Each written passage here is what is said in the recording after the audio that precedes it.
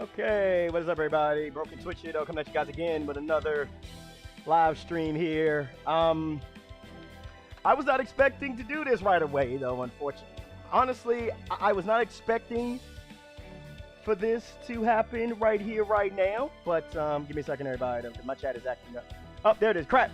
Damn. Damn. Oh, there it is. Crap. Damn. My bad. Accidentally. Then that's like just refresh. I just refreshed the whole damn thing. Give me a second. Apologies, everybody. Give me 1 second. Boop.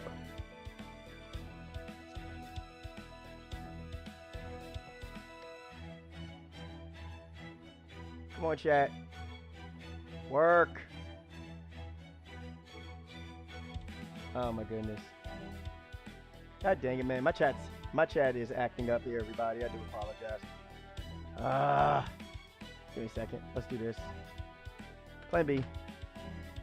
But anyway, though, how you doing, Jedi? I hope you're doing well. Though I'm gonna try and get this set up. There we go. Chat's up. There we go. Dang it, man. I had to refresh my whole damn thing. Anyway, what is up, everybody? Like I said, Broken Twitch here, coming at you guys again with another video, and my cord is everywhere. Give me a second.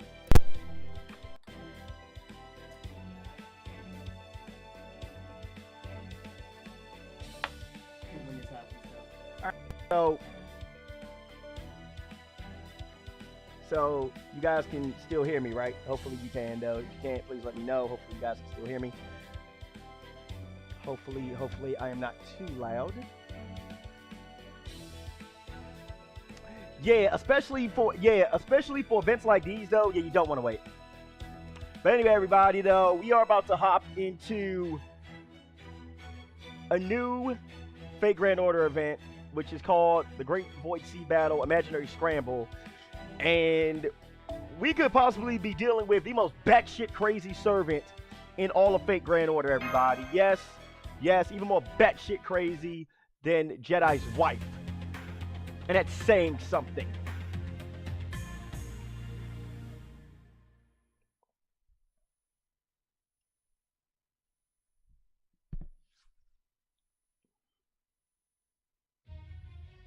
Deeper. Further. Those are the only thoughts that have occupied my mind up to this point. This is the reverse side of the target world, a completely opaque domain, impossible to observe. It is the deepest and most shallow trap to ever exist. It is both the closest afterworld and the furthest. However, it is not my duty either to invade the target world nor to commence the war for its observation.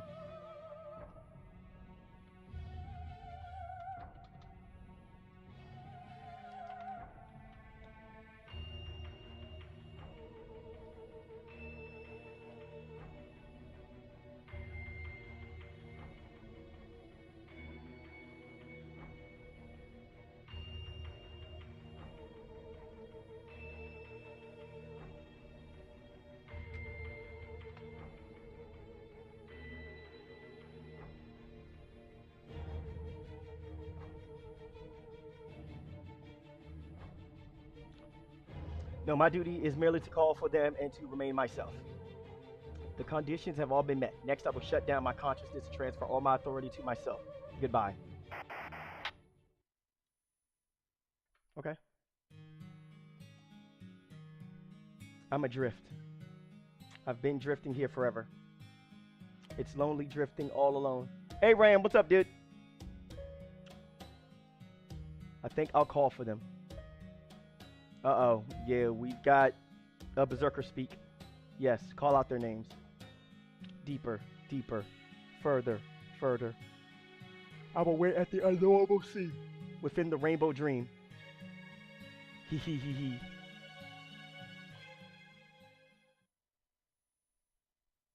Oh, by the way, I almost forgot. I'm gonna...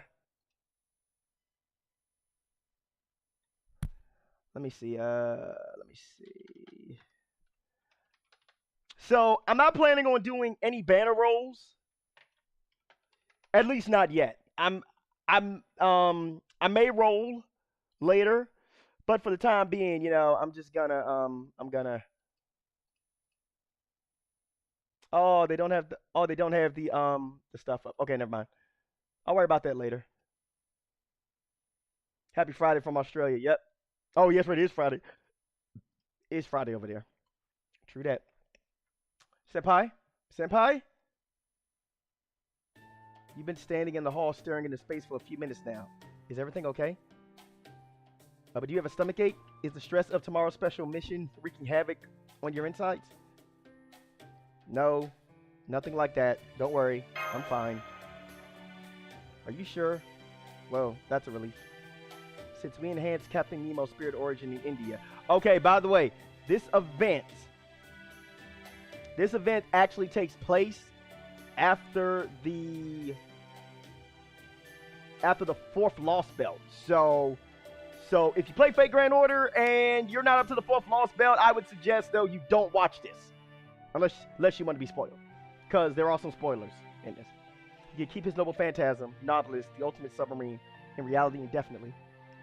And a good thing too, since a ship that can cross an ancient sea of gods will be absolutely crucial for the Atlantic Lost Belt mission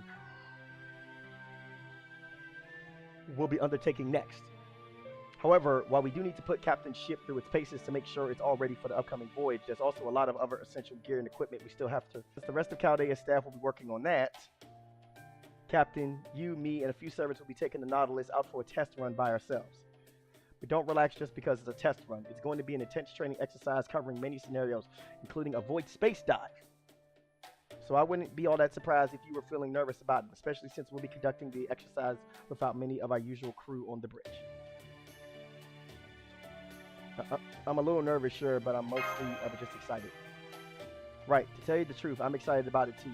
The idea of sailing the void sea is a little nerve-wracking, but if it means getting to be on the crew of Captain Nemo's famous Nautilus, I'm more than happy to do so.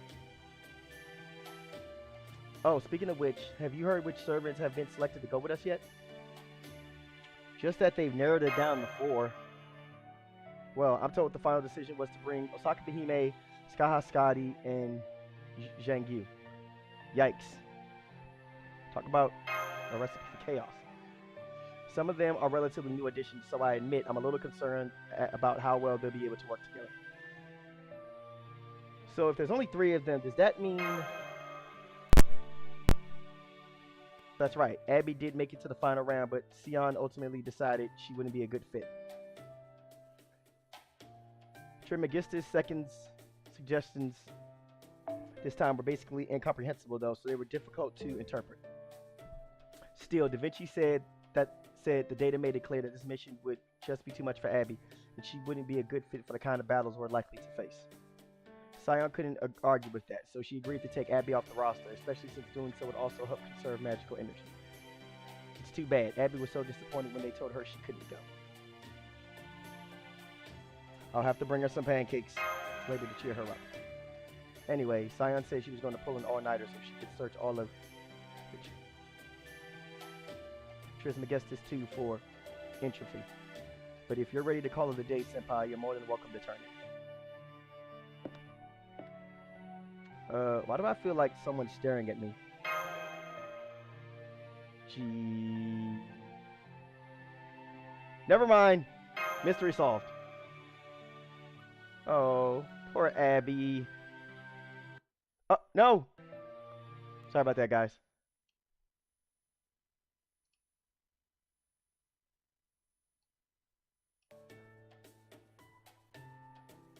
Gonna minimize that for a bit.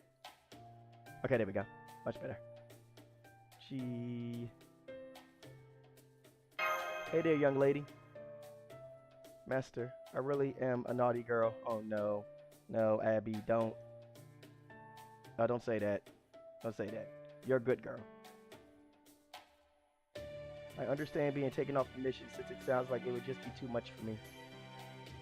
But I still can't help but want to ride that big metal ship with you. And she's about to cry. Man, how can you make poor Abby cry? You guys are mean. I'll bring you along next time. I promise. Really? Do you mean it? Of course. That's wonderful, but you can't be making the children's servants cry, though. Especially Abby. I still won't be able to see you for so long, and I'm really going to miss you. Oh, right in the feels. Oh, hey, if it isn't Master and Abigail, what are you two doing up this late? Oe, what are you doing here? Well, you know how Master's setting off in that big old metal well tomorrow, right? So I thought I'd paint a treasure ship for good luck. But I sure didn't think I'd find a fellow foreigner looking so blue. Say, how about you paint with me? Me? But I couldn't. I'm just a child, and you're famous. But don't you worry about that. Ain't nothing quite like a picture painted by a kiddo. Besides, collaborations can be a blast too. Now go get your pastels and let's make some art. Oh, that does sound like fun. Are you sure? Are you sure? Can I, Master? A treasure ship, huh? This would let me make a wonderful good luck charm for you, Master. Hey, Master, sorry to ask you this right before your big practice voyage, but do you think you could stay up with us for a while? Of course. Of course. Of course. You're really good with kids, aren't you? Well, that's a load off of my shoulders hearing you say that, but hey, it's no biggie. Me and Toto-sama are just big old kids at heart anyway. Besides, this foreigner class, we are is on a whole nother level, right? I mean, we're supposed to be a threat to all humanity, right? So if one of us foreigners is in a bind, best thing we can do is help each other out. Anyway, now that that's settled, let's get going. Oh, and if you get bored, you can always take a gander at the picture scrolls I painted myself. I definitely want to check those out.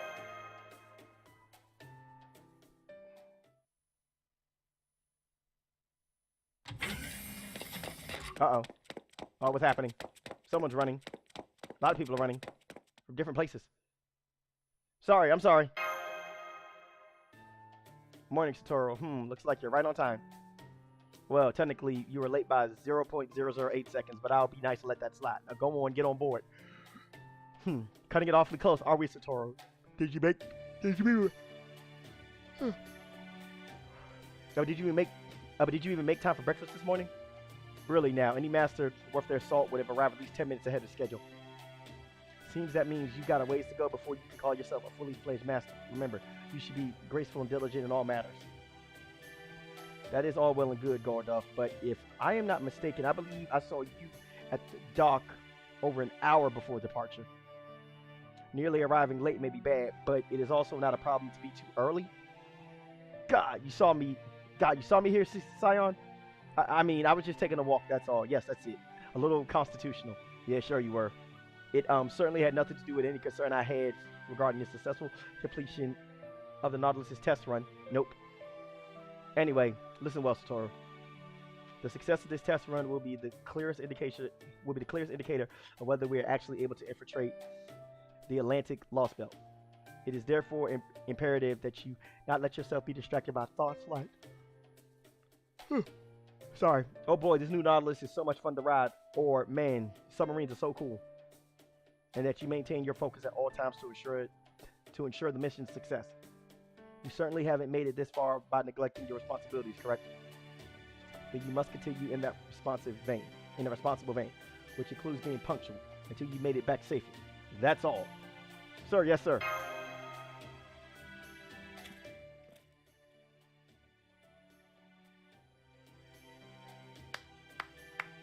Thank you for that masterful display of leadership, Gordo. I especially appreciate your knack for brevity. If you had gone on any longer, I would have had to remind you that further remarks, inspiring though they may be, will only end up delaying the operation's commencement. But it seems I needn't worry about that today. Haven't I already told you I've had enough of you mean-spirited interjections?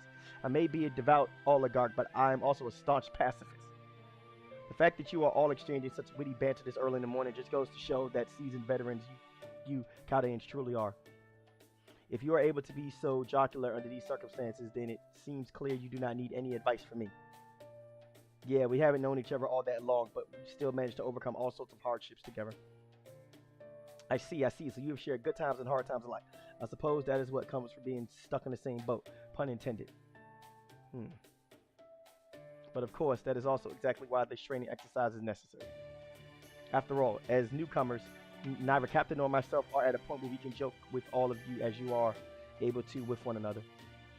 The trial run is an important mission to test the Nautilus's performance and limitations. but its secondary purpose is for Satoru and Captain to get to know and trust each other better. It is my hope that they will end up with just as strong relationship as all of you, if not more so. Well, if nothing else, I can tell you there's at least one idiot among our crew who already trusts Captain more than the rest of us. At any rate, Captain may be reticent, cold, and more likely to oil his gun than join in the conversation. But given that he and Satoru will be working together to test the Nautilus' top speed and cornering capabilities, they simply won't be able to avoid becoming better friends. Trust me, I went through the same thing with my navigator back in the Safari rally. He did end up canceling on me at the last minute, though. I never did find out why.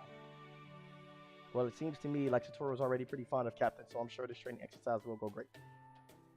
Oh, but then you do not find him off-putting, Satoru? I guess you really are a seasoned veteran master. I must say, I am a little jealous. Let's not forget, Captain is still my servant. Oh, I'm surprised to hear you of all people admit to jealousy, Miss Scion.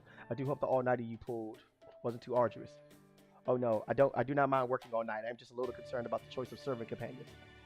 I simply cannot figure out why Trismegistus 2 decided they were the best fit for this mission. Just to be sure, are you quite certain we can trust this machine's analysis? Oh, I'm not worried about that. I do not have to understand the equation to have faith in the results. Besides, if I were to have Trismegistus 2 write up his reasoning in a report, it would take us over half a year simply to decipher it. So no, my concerns are not about Trismegistus 2, but about the environment in which such servants will be necessary.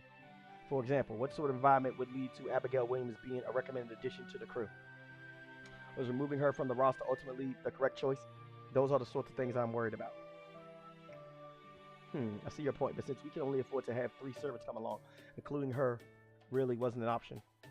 Anyway, we should probably start getting ready for the next operation. It'll be a little while until we're done, so spend this time as you see fit. Okay. Yeah, there's a lot of dialogue here. Alright, I think I've said everything I want to say for now. You're lucky we only have so much time until launch. I'm sorry, I'll be more careful in the future.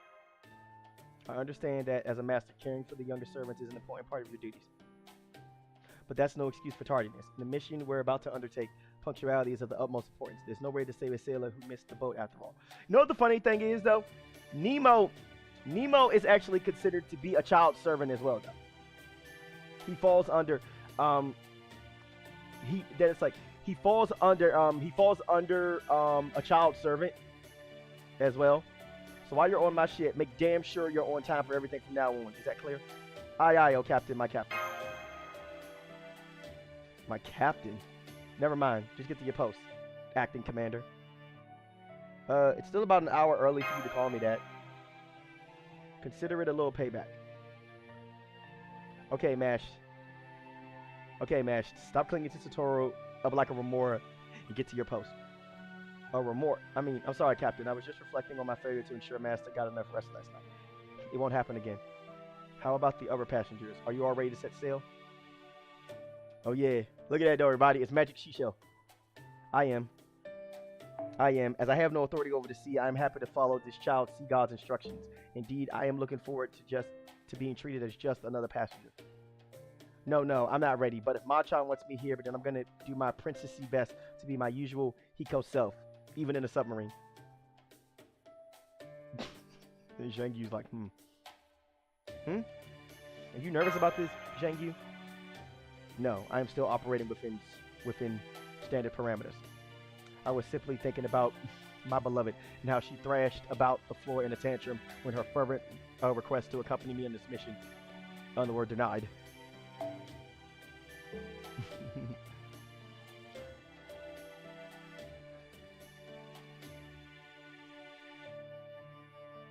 Poor you, Mayren. That was definitely a thing that happened, wasn't it? Rest assured that I am perfectly able to carry out my primary directive, Master. Captain, I suggest we embark on our voyage without delay. Excellent. Then let's get going. This is the assault submarine Nautilus. Sion, I'll report your final assessment of the shell's pressure resistance.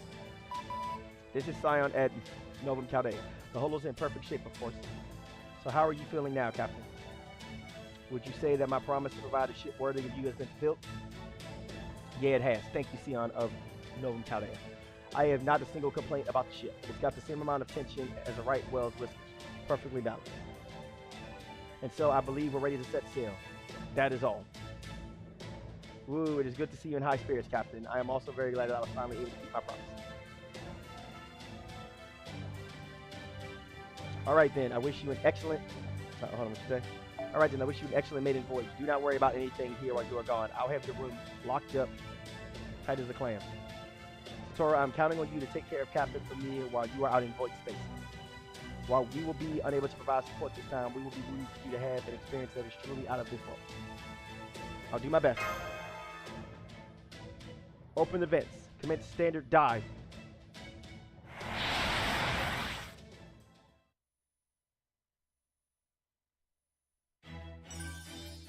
All right, here we go. Let's do this. Time to fight. Oh no, formation restricted. Dang it. Okay, so this is gonna be fun. Wow, no backstory. Wow, we're just... It's time to fight.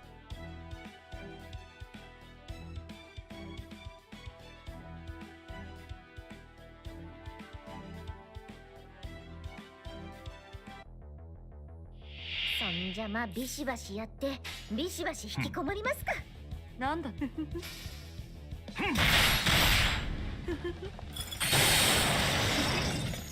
ささやか。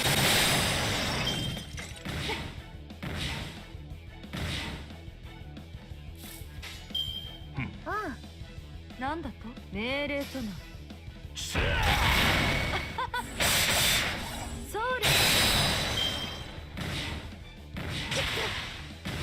Yo, a sucker Behime though, man. Man, she about to die here.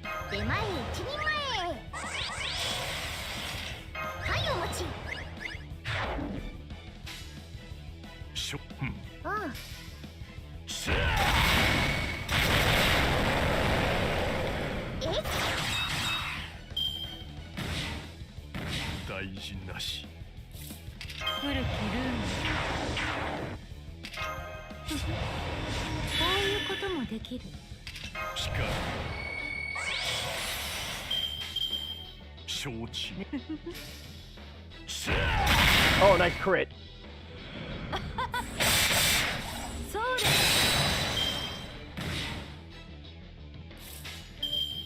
Oh, that was a nice crit there too.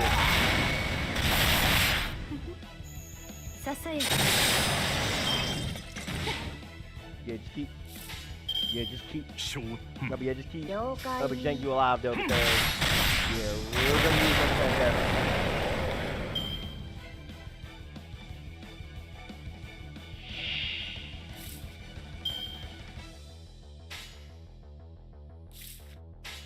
Oh wow, it's actually running a lot faster now too.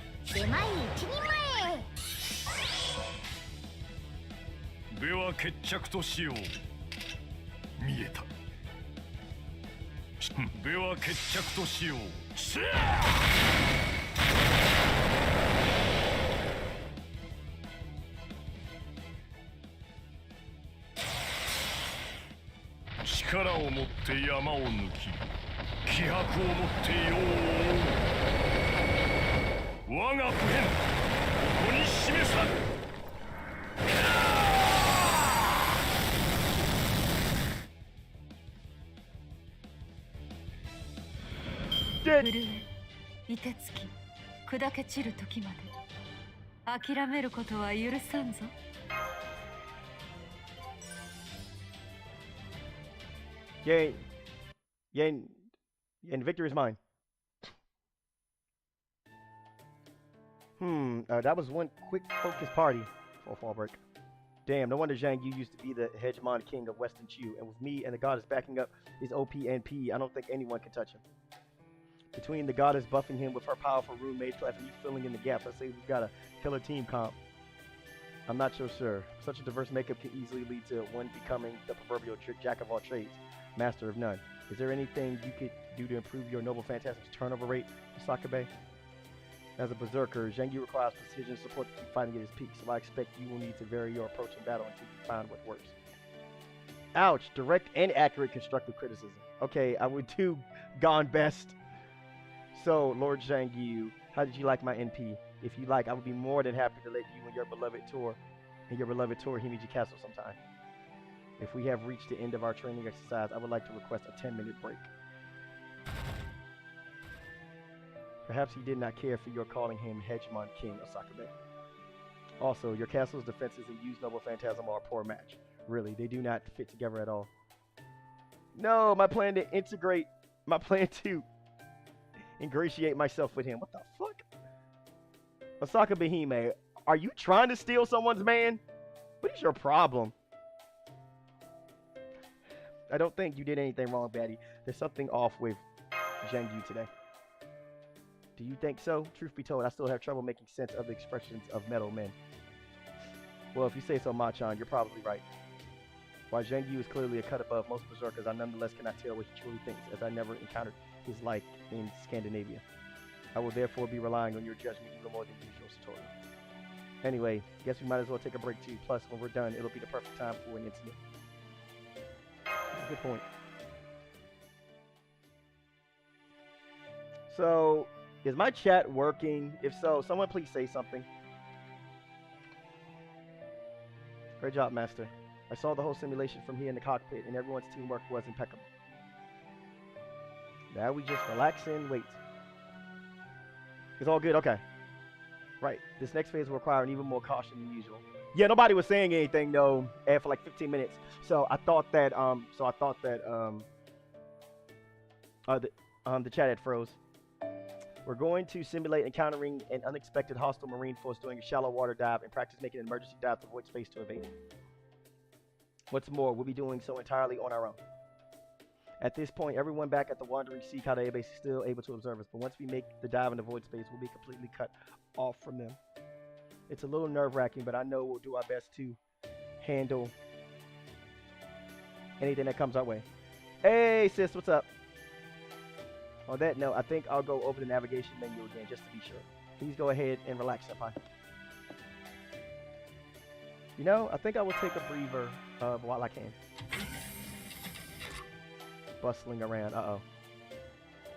Zhengyu's fiddling with some instruments.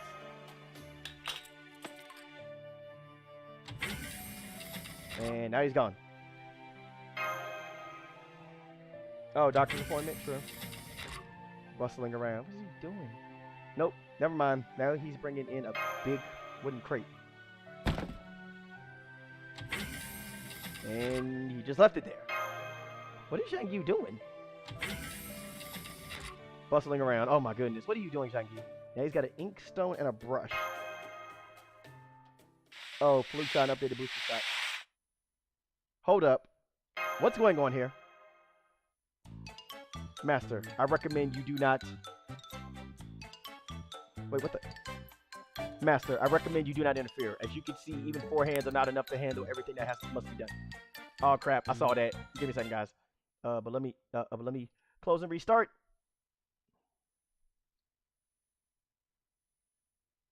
Yeah, when in a few weeks, I'm actually gonna be buying myself like I'm actually gonna be buying myself a brand new the Elgato capture device because this one up over here though is actually acting up a lot. See, even 4 hands are not enough to handle everything that must be done. I'm not gonna stop you, but I do have to ask what you're doing. Unfortunately, I have neither the time nor the processing power to explain at the moment.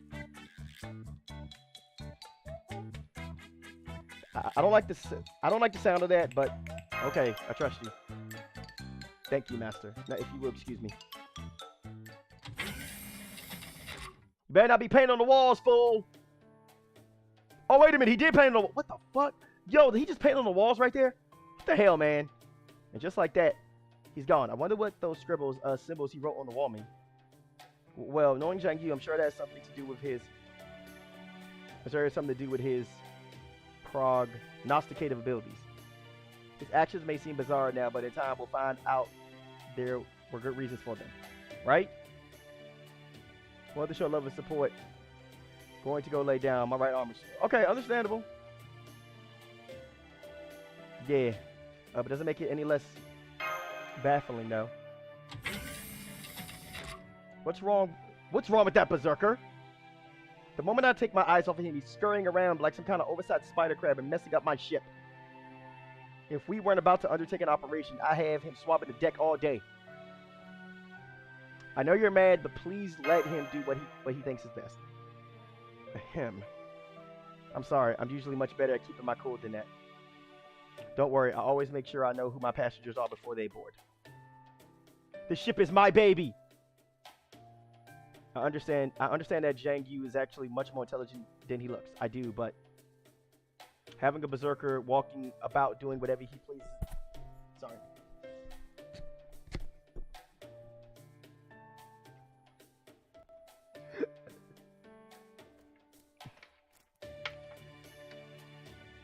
There we go. Having a berserker walking around do whatever he pleases in my delicate ship still really gets on my nerves.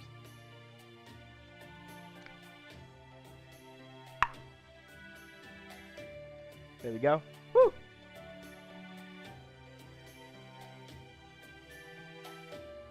And I mean that in a literal sense, since this Nautilus actually is a part of me. Just keep that in mind, if you would. Oh, I will. Don't worry. Oh, is it about time? So it is. Then let's get this emergency underway. Oh, shit. Training alert. Training alert. Silence on the line. Hostile Marine forces detected at 090. All sensors detect an A-class combat threat. Commencing emergency zero-cell evasive maneuver. I repeat, commencing emergency zero-cell evasive maneuver. We expect to emerge from void space in 12 hours. Do you read me, Novum Chaldea? This is Scion and Nova Chaldea reading you loud and clear. But good luck, Nautilus. In transmission. Nautilus personnel. Get to your emergency station to prepare for zero-cell. All compartments. Brace for turbulence. You got it, boss. Expanding Nautilus pressure hole shockwave resistance theory.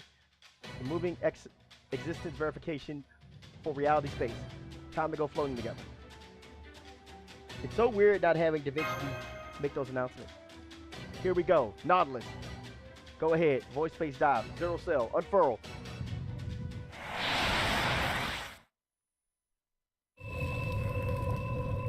Now, normally we would be doing this for Lost Belt, but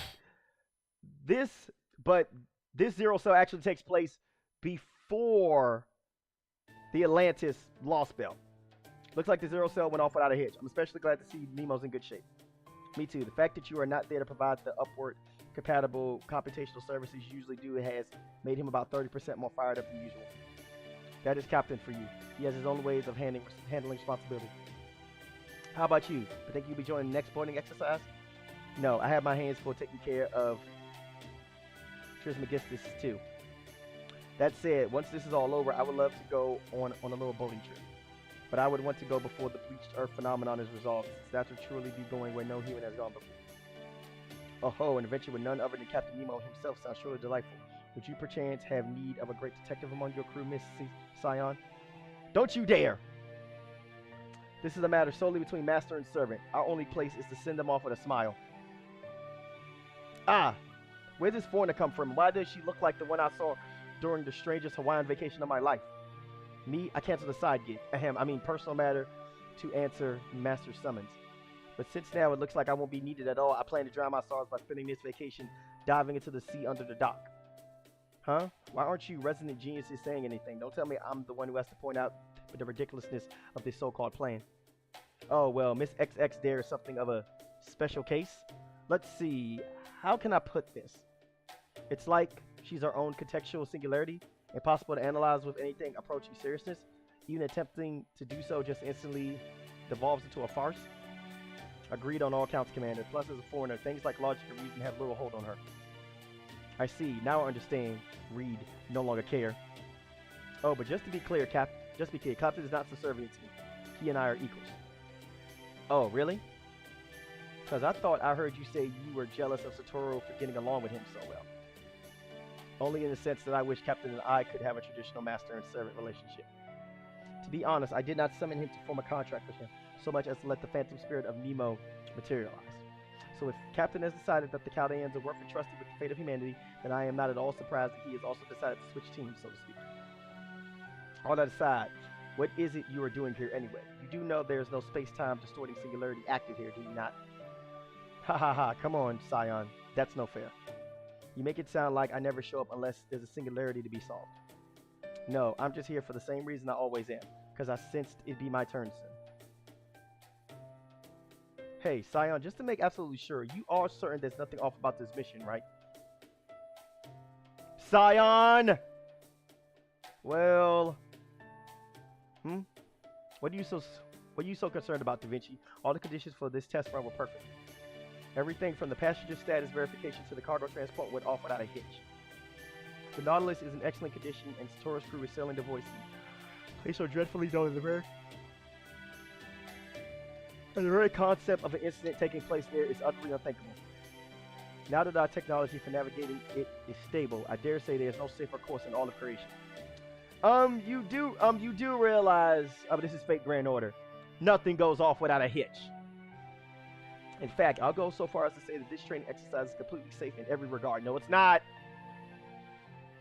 Yeah, exactly. I could tell as much just from the dashing figure Satoru cut as she headed off on the mission. Trust me, every bone in this space cop's body is telling me this test run's gonna go perfectly. Now, if you'll excuse me, I'm off for some solo diving. Be back by dinner.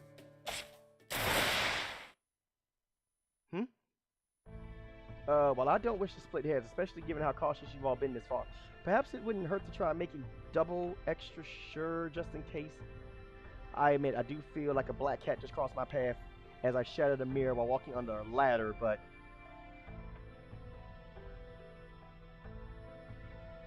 While I too am loath to say this, I must admit it would be quite illogical to ignore the quite unintentional warning of a heroic spirit who is described to the throne for its intuition alone.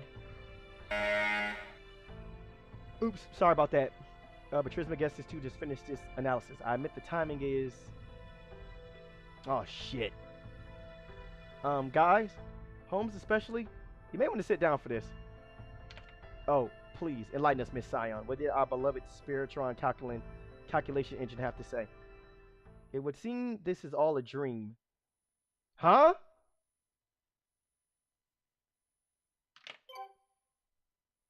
What the fuck? Oh my goodness, what have you done? So, new craft essence, color me true. 3-star. Increase void space calamari amount per drop by 1, and sure hit and increase NP gain by 5% for ourselves.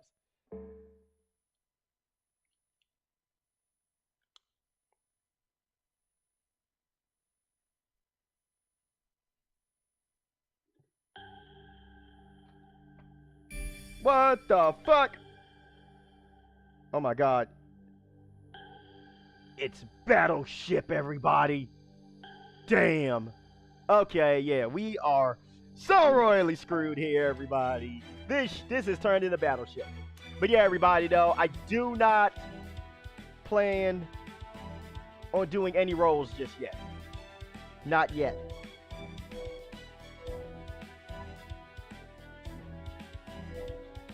So when does this one expire? No, this expires today? Oh, wait, no, I'm tripping balls. Oh, wait a minute. So, but this expires on the 7th. So, we're probably going to do banner rolls on the 5th. Because I want to try and get MHXX. But I'm going to wait until the new month rolls around. Granted, you know, I could roll for her now. But I just want MHXX on solo rate up because I already have Yang Fei. So I'm not gonna roll that banner. And ironically enough, Van Gogh goes on rate up on the 5th as well. So when I do decide to roll, I'll probably roll that day to try and at least get Van Gogh and try to get Mysterious Heroine XX Because Mysterious Heroine XX won't be coming back for a while, and neither will Van Gogh. But on the other hand, I'm not planning on burning all my Saint Quartz on these servants because I still need to hold on to some of my Saint Quartz. Just saying. I still need to hold on to some of my Saint Quartz. All right, everybody, let's do this. I'm going to form my battle before the party begins. So, these are gate-locked events. So, we will only be able to do Act 1. It's split into 2 parts. But after that, it's going to be gate-locked until tomorrow. And what I'll probably do is that, I will probably wait until tomorrow night. What's up, Blade Charge? I'll probably wait until tomorrow night. That way I can do both Act 2 and Act 3 in one stream for you guys. Anyway, it looks like the dive was a success.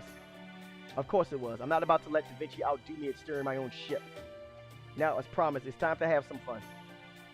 Great, I'll go ahead and switch gears. Ahem, today at 13:30, the Nautilus encountered the hostile force. We proceeded to undertake evasive action in the form of a zero cell, thereby losing contact with Chaldea. Therefore, in accordance with the procedure for a Code 4 incident, the Nautilus is now operating independently.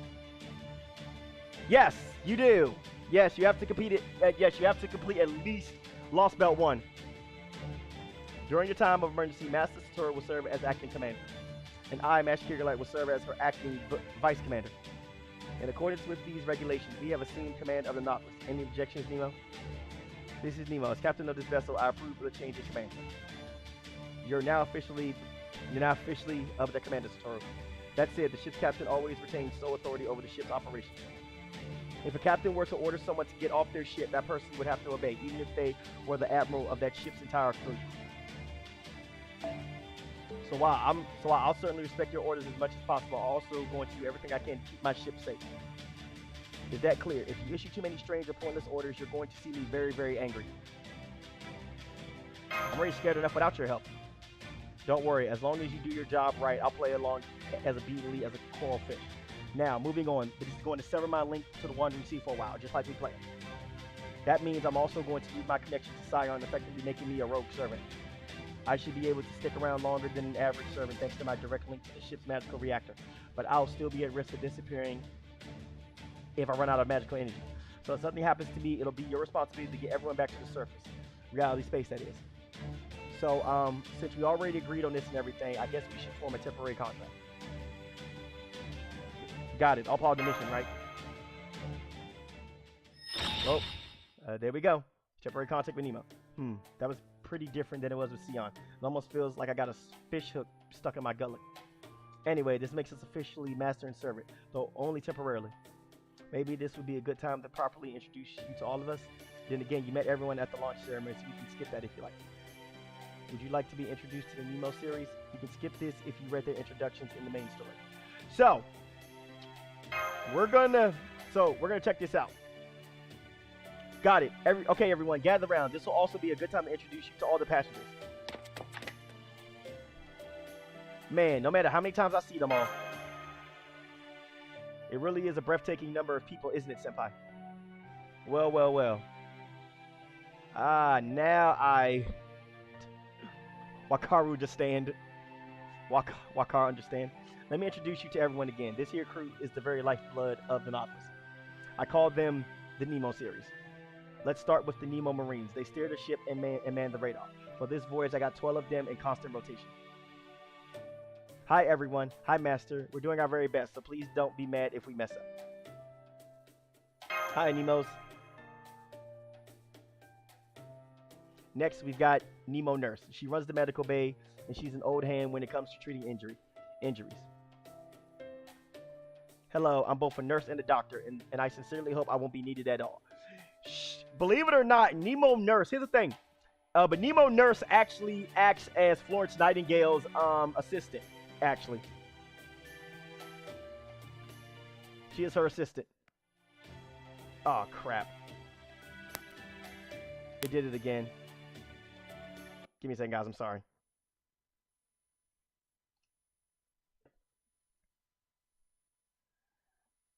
Oh, my foot hit it. Come on. Load up. There we go. Yeah, I most definitely have to get that new Elgato capture device. But if I am, rest assured that my minister skills are all ranked A, so please don't hesitate to come see me should you get hurt. I definitely don't want to get hurt, but if I do, it's great to know I'll be in good hands. Next, we usually have Nemo Baker, but she won't be joining us for this mission since the border doesn't have enough space for a full kitchen. But don't worry, Master. To make up for that, she freeze-dried and vacuum-packed some yummy meals in case you get hungry. We've also got a nice selection of drinks if you care for one. And if any of you adult servants would care for a cocktail, just let me know and I'll make you one. Yo, my man Nemo ain't just captain of his own ship. This dude makes a mean Bloody Mary, everybody. Just saying. He makes a mean Bloody Mary. I'm just grateful there's anything to eat at all. Next, we have Nemo Professor, the most eccentric of the bunch. Even I don't understand how she can be so laid back all the time, but I've given her as much of my brain power as I can afford to allocate. She'll have numerous important roles to fulfill during this exercise, including research and strategy development. Yes, hello, I'm Nemo Professor, the one who's so laid back as to apparently not merit a particularly enthusiastic introduction. You actually already heard me on the PA system earlier, so feel free to say hi if you see me around. I don't mind a little elbow rubbing either. I'm manning the computer room on this mission, but I'm not as good at steering the ship as Da Vinci, so don't expect me to pull off any crazy maneuvers or anything. Those glasses look really good on you. And finally, we've got Nemo Engineer. She's in charge of the engine room, which is almost literally the beating heart of the ship. She has as many responsibilities on this ship as I do, so you can think of her as a shadow captain of sorts. Be careful about giving any orders that'll strain the ship. That'll make Engineer angry, and you wouldn't like her. You wouldn't like her when she's angry. Tomato juice, vodka, and Tabasco, and a few other things, yep. The hell you're talking about, cap bastard? Here, I'll make it real simple. Overloading my ship is evil. Damn, man, she's fucking mad. Let me give you a word of warning too, temporary master. The only way you and your pals are going to get to enjoy your fancy smashy boat trip if the engine's running... Enjoy your fancy smashy boat trips if the engine's running smooth as butter. Also, it gets crazy hot in the engine room, so don't forget to send down water or some ice cream that won't melt too quickly on the regular. Well, that's why we have Scotty, because she can do that. Remember, you pissed me off and the Nautilus is done for.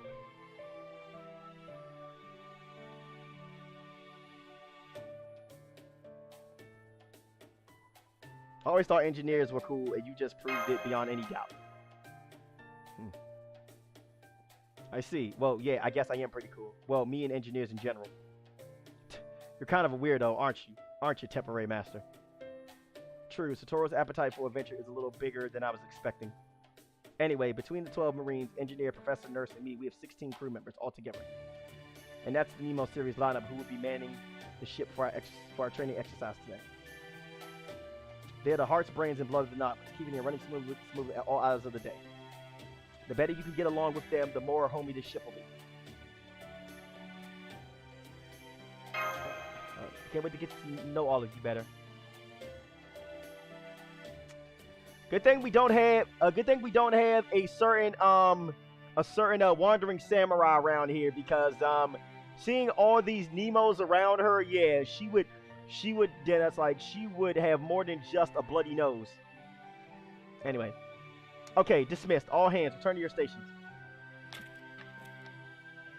Hey, Captain, those sailors aren't familiars or anything like that, right?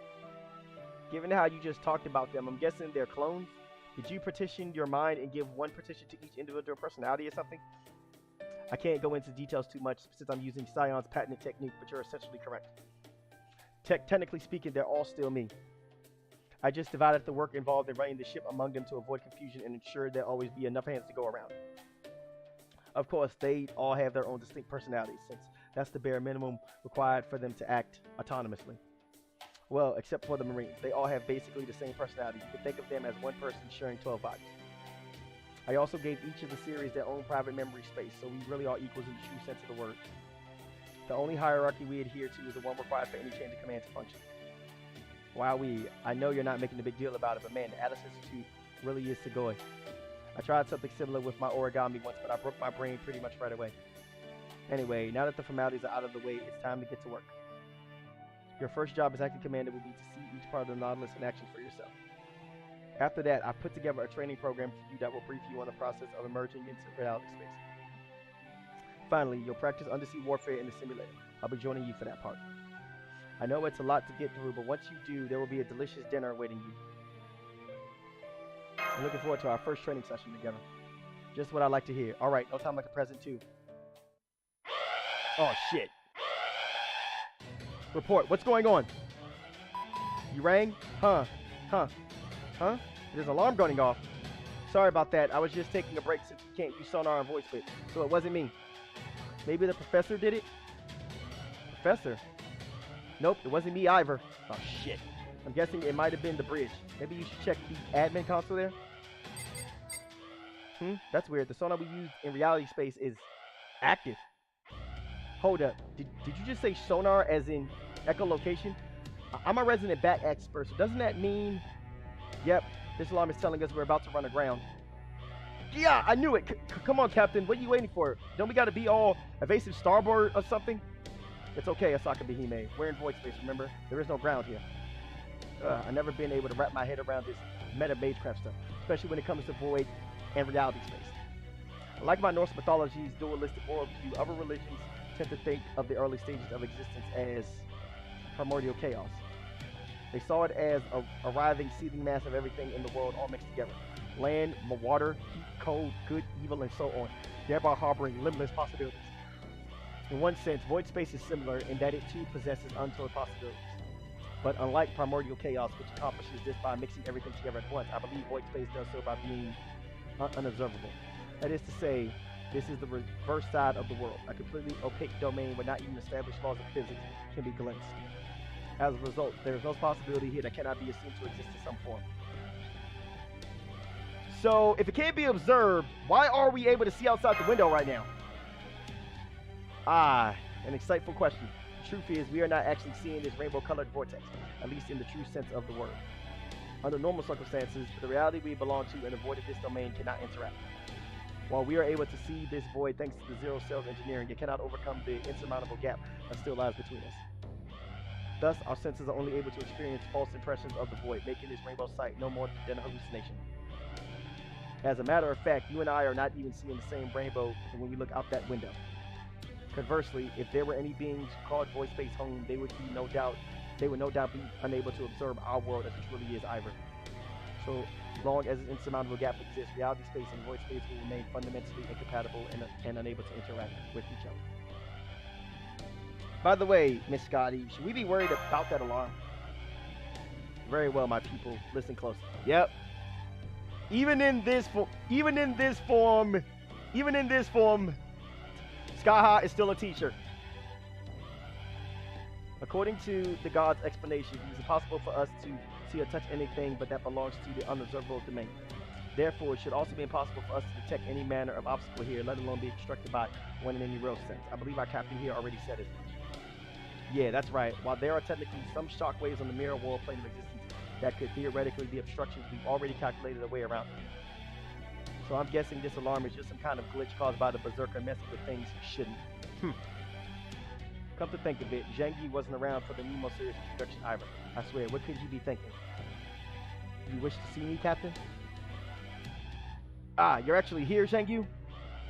I apologize for my absence and for the insufficient explanation I'm about to give you.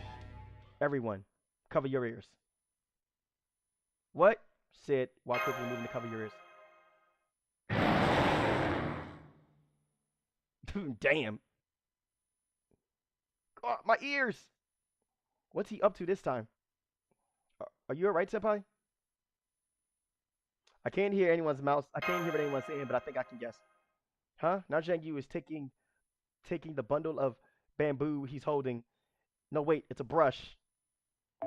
And he's drawing something with it at incredible speed, all while continuing the shot at the top of his lungs. The fuck? The fuck? There is nothing more I can do. Here, master, take this. Oh, and okay. It's a scroll. As my body will be quite unsuited for this upcoming battle, I opted to take numerous advanced measures to prepare for it. My apologies once again for doing so with neither permission nor explanation. I implore you to hit the brakes and open the box. In the meantime, I will sleep until I am needed once again, so that I may better conserve energy. Good luck, Master. I'm not sure I can recall Zhang Yu's ever saying anything like good luck before, Senpai. Acting Vice Commander, Captain, let's stop the ship. Were you not listening earlier, Master? There are no obstacles in void space. None. Every one of the Nemo series agrees that this is just an equipment malfunction. The only thing we're worried about is you letting that berserker jerk you around. Even so, I'd still like you to stop the ship. Alright, but only because you're the commander now. Engine room, full reverse, emergency stop. An emergency stop when there ain't a damn thing in the way? Fine, fine. Triton wheel, reverse. Roger that. It's going to be a little bumpy, so you may all want to hang on to the... Wow, now what? Captain, is stopping a submarine, but usually this violent? No, I don't know how, but we've run aground. Hang in there, everyone. Nemo series, damage report, ASAP. Engine room here. That impact but knocked a few of us out. Damn it, what idiot put a reef in the void sea? Infirmary here. All my equipment is still working fine, so let me know if we have any casualties. Observation room here. We got a huge crack in the outer shell, and we're taking on work. Rainbows. We're what? Computer room here. Things aren't looking great. Wherever we hit has pierced the hole and lodged itself inside. Also, I'm trapped under some equipment that got knocked over. Wait, what the? How is the void flooding in here? That shouldn't be possible. Yoink! Impossible. But now observation of the void is converging. Professor, what's going to happen if we don't do something to stop the flood? Give it to me as simple as you can. Simply, we'll all be wiped out. Out, out, out, out. Oh no! They got her! No, they got Nemo. Oh shit! Oh shit, we gone dark, everybody. Abandon long compartments 4 through 6. All hands, I want all bunkheads to abandon compartments. Welded shut. Erecting observation, disrupting bounded field as soon as they're done. Whoa, whoa, whoa, hold on. I can always clone them again. I might have to deal with some mental damage from the fear and pain they'll experience, but...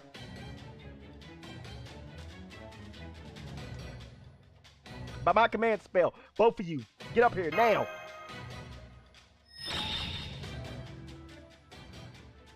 Whoa, I'm saved.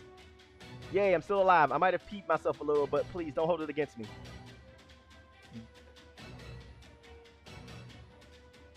Are you nuts? Just because you can restore them with the Nautilus' magical reactor core, that doesn't mean you should be so quick to use command spells. I'm not gonna just let you or any of the Nemo series die if I can stop it. I see. That explains a lot, actually. Thank you, Acting Commander. No, Master. What was that, Captain? Why was I drowning in rainbows of all things? Also, I think I was starting to lose my mind what was happening. This shouldn't be possible, but the only explanation that makes sense is that void space is somehow observable now. What do you mean? Like that goddess lady said earlier. I mean, under normal circumstances, there shouldn't be any possible way for us to properly observe the void. If you asked 100 people to describe what they saw, you get 100 different answers, none of which you'd be able to verify in any way. So void entities always maintain their unobservability, making it absolutely impossible for reality and void to interact. At least it's how it's supposed to be. But if someone or something changed void space in a way that so that everyone who observed it saw the exact same rainbow vortex, then both reality and the void would each be able to observe the other. And that would cause those of us from reality and this world of void to start bugging out. Bugging out? Listen, every human sense and ability to process information we develop over thousands of years. That is, our senses and even our connection to the world would go haywire. Do you think you could put it any simpler? Okay, fine. Either we go completely mad or the world around us does. More specifically, our perception of the world, or perhaps the world itself, will become twisted beyond recognition.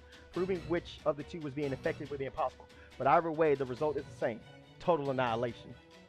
Suffice to say, we can no longer look at any light coming in from the outside. We can't afford to touch it, and we definitely can't let it flood the ship. As of this point, we can no longer count on void space's unobservability keep us safe.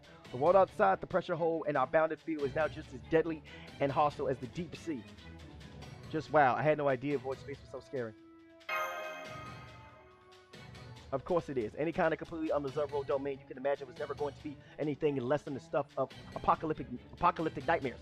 But even so, this was supposed to be the safest sea in the world to dive into, if only because I thought we wouldn't have to worry about reefs, the bane of submarine crews everywhere. Well, so much for that. Damn it, I knew we should have at least finished developing the ship's defensive barriers. Bridge here, we just finished sealing off the bulkheads, and the ship's come to a complete stop. The rest is up to you. Right, first off, we need to prepare for a low-speed emerge. Shit! Oh, come on. Oh, come on. Nani the hell is it now? Collapsed in white eye shot. Oh, no. Scotty's passed out. She's out. No way. Are we under attack? We sure are, acting Vice Commander. Incoming attack to our port side pressure hole. Bearing 3, 2, 3. The barrage looks to be as strong as a C-rank noble phantasm. A C-rank noble phantasm. That puts it in the same league as Mori's Niken Mokutsu and Kitoki's Golden Spark. Well, that sounds pretty not great. Of course it's bad. I mean, we're okay for the moment, but an attack in void space, what could possibly be attacking us? Never mind how things are supposed to work there. I know, but... Shit. Crap. I know, but we don't have any means of fighting back. When we sealed off the lower decks, we also lost our entire stock of torpedoes. And even if we had it, how are we supposed to fire them in void space? We never dreamed combat here was even possible, let alone that we'd be forced to engage in it. Oh man, oh man. Come on, Satoru. Keep it together. Master, wait, I just remembered. Didn't Zhang Yu also tell you to open the box?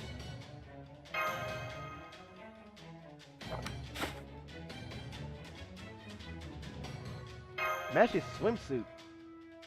What's one of my outfits doing in here? Wait, Master, look, there's also a note with some familiar looking handwriting inside. Oh no. The chaotic Kohai. What's BB doing here? Hello, senpai! You just can't help getting into trouble, can you? Well, lucky for you, but your considerate, capable Kohai foresaw such an occasion and decided to send you a little secret weapon to help you out of it. Unfortunately, I didn't have time to make more than one since your oversized mecha friend Zhang Yu sprung the order on me at the 11th hour. Hey, do me a favor and tell him to give me a heads up about these things ahead of time next time, okay? In the meantime, I really want to be able to deny any involvement in this latest incident, so I'll be off the far side. So I'll be off on the far side of the moon, shoring up my alibi. Good luck, yours truly, BB. It's a gift from the moon, demon! You want me to change it to the swimsuit? Here? Hey, don't worry, I have you change to the flash and put up a light curtain for privacy. I can't say I'm entirely okay with this, but there, I'm all charged, change master. Although I don't see why I... Mash? The sea. The sea is calling to me. What the fuck? Captain, permission to use the ship's airlock? You don't mean... I do. I don't know what BB did to the swimsuit, but I think I can move about in this sea just like any other now. So I'll go out and fend off the attacks myself. Don't worry, I'm not a shielder for nothing. Oh my goodness, what the hell? So it's just Mash. Hi, Ash, what's up?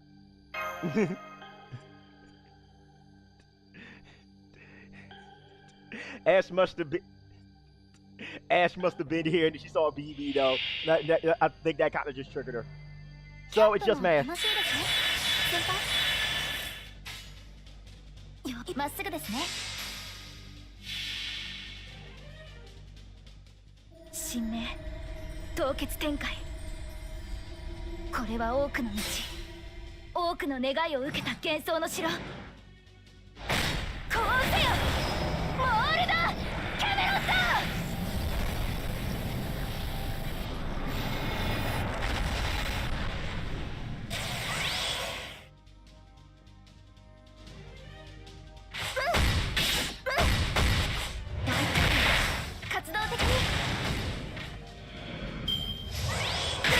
That does nothing.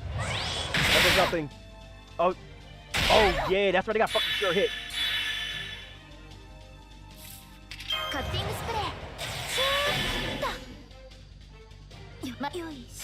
So, because of this little gift right here, though, Matt's actually getting her MP2. She's actually getting MP2 Noble Phantasm, though. So we can just like stack this. And no, here's the thing about Mash. Here's the thing about Mash that makes her so busted, though. That kind of makes her current form just kind of busted.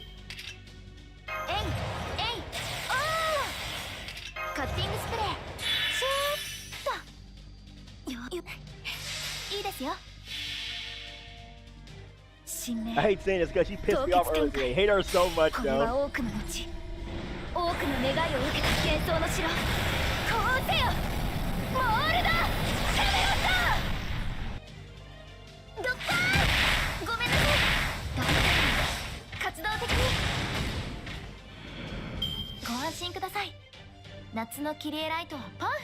I have 5 stacks of defense up.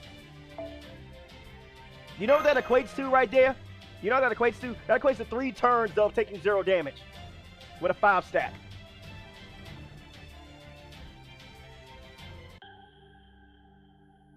Oh shoot, we got a big fat question mark here. Oh shit, here we go. Question marks. We got a question mark. Well, time to face the music, by which I mean an angry Mash. I do have things I like to say about my 4 swimsuit chains, but that can wait until later. For now, I can at least say this outfit BB gave us works extremely well. Not only does it let me perceive void space as easily as I can reality space, it even feels like it's boosting my physical capabilities. That said, I still wasn't able to get a visual on the enemy attacking us. All I could do was flail around at random and use my Noble Phantasm. That's way better than nothing. I don't even want to think about what might have happened if we hadn't had that. Then Zheng Yu and our ally from the moon must have foreseen his predicament in far greater detail than we imagined. Take it easy, Scotty. You were out so hard that you were practically drooling not long ago. Oh my god, she in this game. Well, but this is where she's from, Ash. This is where BB is from. She's from Fate Grand Order. Very well. I think I will rest a bit longer then. Worry not. I am still listening. Yes. Zhang Yu seems like he would know what's going on, but he shut himself inside his room and isn't responding to any of our questions. The only thing he said before entering sleep mode was that he was doing so to conserve energy. Yeah, it looks like he was right about everything. The sections we abandoned contained our computers, navigational equipment, torpedoes, food, and most of our magical energy resources. With all of them gone, the Nautilus will only be operational for about 150 more hours. Zhang Yu must have known that maintaining service materializations constantly consumes small amounts of magical energy, and taking what measures he could make up for that. I just wished he'd given us a hint about what was going to happen. He must have been so focused on his calculations that he couldn't spare the time. Anyway, the fact remains that if it wasn't for him, we probably wouldn't be here now. I can't believe I ever doubted you, General Zhang Yu. General Zhang Yu, huh? When you realize you've been wrong, you admit it as soon as possible. But that is a law of life at sea, which is true. Not that it's going to make up for my idiocy now.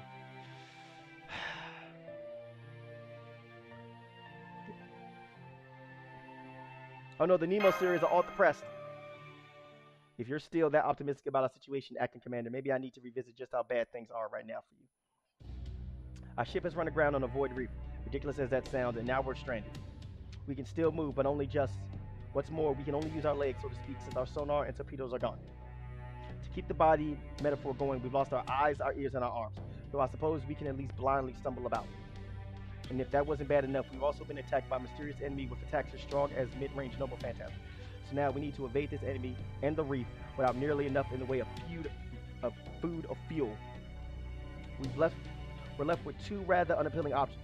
Wait here to die, or run around blindly until we die. So forgive me if we're not exactly bursting with enthusiasm. I understand, but things are still going to work out somehow. Captain, the acting commander is fully aware that our current situation is dire. We have been through so many freaking singularities and so many lost belts. We were literally staring death in the face. And no, I'm not talking about King Hassan. But we found ourselves in seemingly hopeless situations before, and we've always managed to pull through. And we didn't do so alone. We couldn't be here now if it wasn't for Chaldea's staff, and our experience, and the people we met on our travels.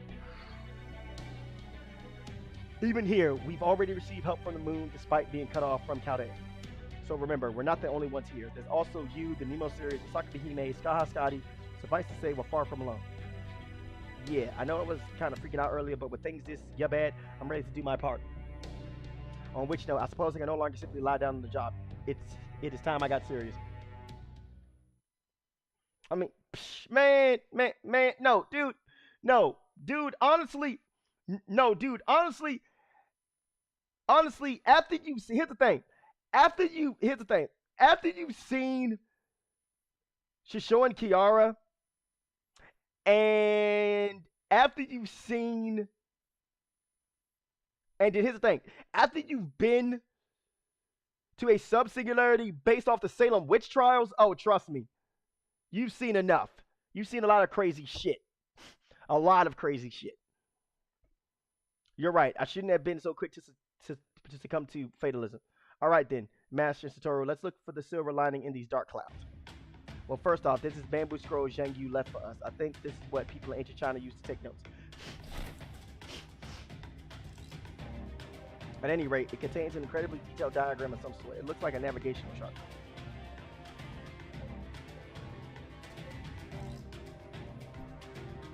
Say, I just had a thought. Maybe that super yelling was actually him doing some kind of echolocation scan. Let me see that. If you're right about what this is, it looks like there's a pretty intricate oceanic trench here. In fact, it kind of looks like a maze. The chart even shows our current location, the route we should take, and a mark indicating what appears to be our destination. Maybe this could help us escape? As if he hadn't already helped us enough. Then again, I suppose I should expect no less from him. Still, this only makes the loss of our sonar and torpedoes all the more painful. It would be one thing if they were still repairable, but with them gone completely, well, unfortunately, we also don't have any of the engineering know-how or facilities we would need to make new advanced electric and spiritron equipment from the machinery we still have on hand. So, Acting Commander, what do you think we should do next? Look for someone here who can help us, or summon someone who can. I see. Normally, I'd be pretty dubious about the prospect of finding anyone in the void space, let alone someone who could help us. But since we've already run into the reefs and enemies here, it seems clear that the usual rules no longer apply. As for the summoning option, we'll need to be very careful if we take that route. Like I said before, it costs energy just to keep the servant materialized. Honestly, keeping too many servants around would be extremely risky, even if the ship were in perfect condition. Not to mention, there might be circumstances where we need to shut off the magical reactors.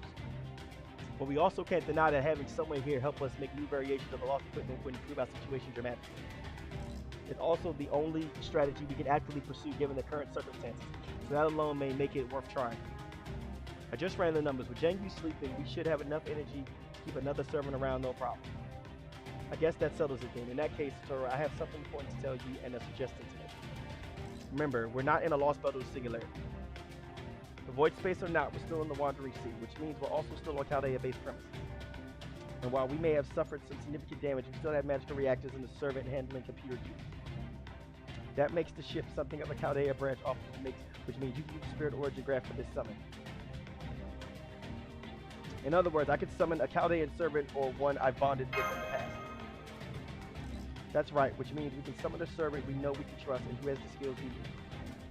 Performing an additional summon during a novice voyage would normally be unthinkable, but in this case, I think it's an acceptable risk. That's also why we need to be extremely careful about who we choose to summon, so my suggestion is to let Professor make that choice. My suggestion is temporarily activating the personnel selection routine Scion implanted in my mind to route the best possible choice. The upside of this approach is that it let us almost completely eliminate any risk of making a mistake and choosing the wrong servant. The downside is, well, I've never run this protocol before, so I'm more than a little nervous. Oh, and also, Scion's routine has been known to make some incomprehensible personnel choices before, so I'm sure you've seen for yourself, Master. Like Abby. Right, still, the General Zhang Yu's exploits here provided that are ultimately good reasons behind those choices. So, what do you think, Satoru? I'll let the Nemo Professor handle this selection. Alright, I don't see any reason to refuse, so as captain, I officially endorse this plan to summon help. But lend me your shield, Mash. Right, senpai. The flash signal. Is that?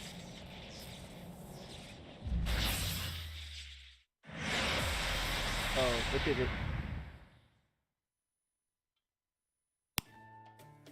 Ho ho! I heard someone summoning and I thought I'd try answering it. I'm Yu, a foreigner. Yu!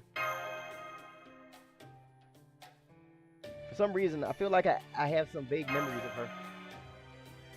If I may, senpai, I don't believe we know this heroic spirit. Are you a court magician? Does anyone here recognize her? Judging from her clothing and her choice of greeting, she would seem to be a heroic spirit from somewhere in proper human history's Asia. Oh, you don't know anything about Yubei Ren? Blade charge? Okay, I'll give you the TLDR.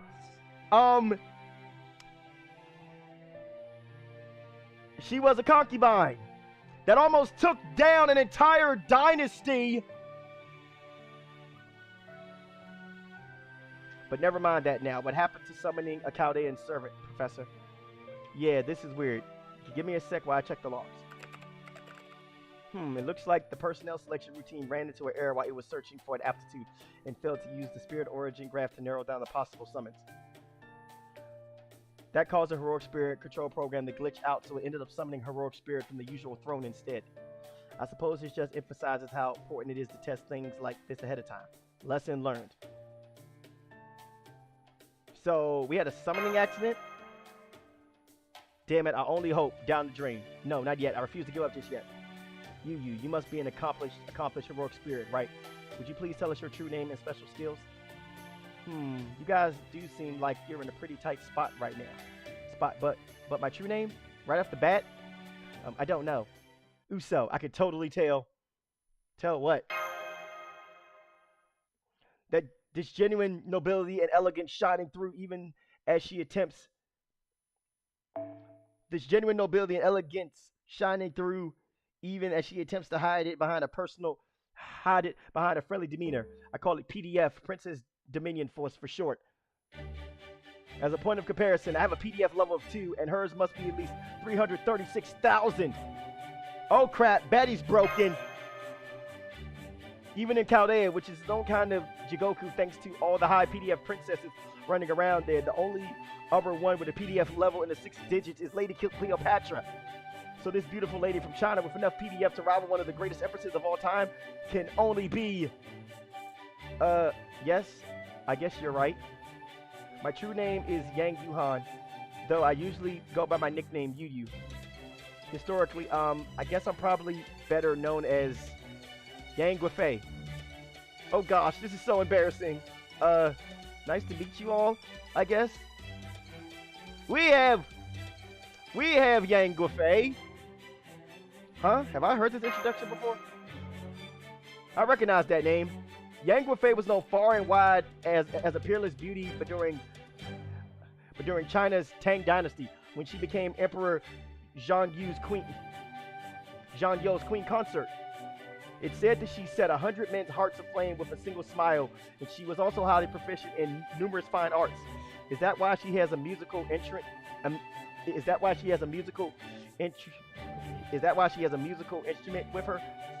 Anyway, that's Yang Guifei in a nutshell. She's a beauty so stunning she influenced all of China, a true woman of the people.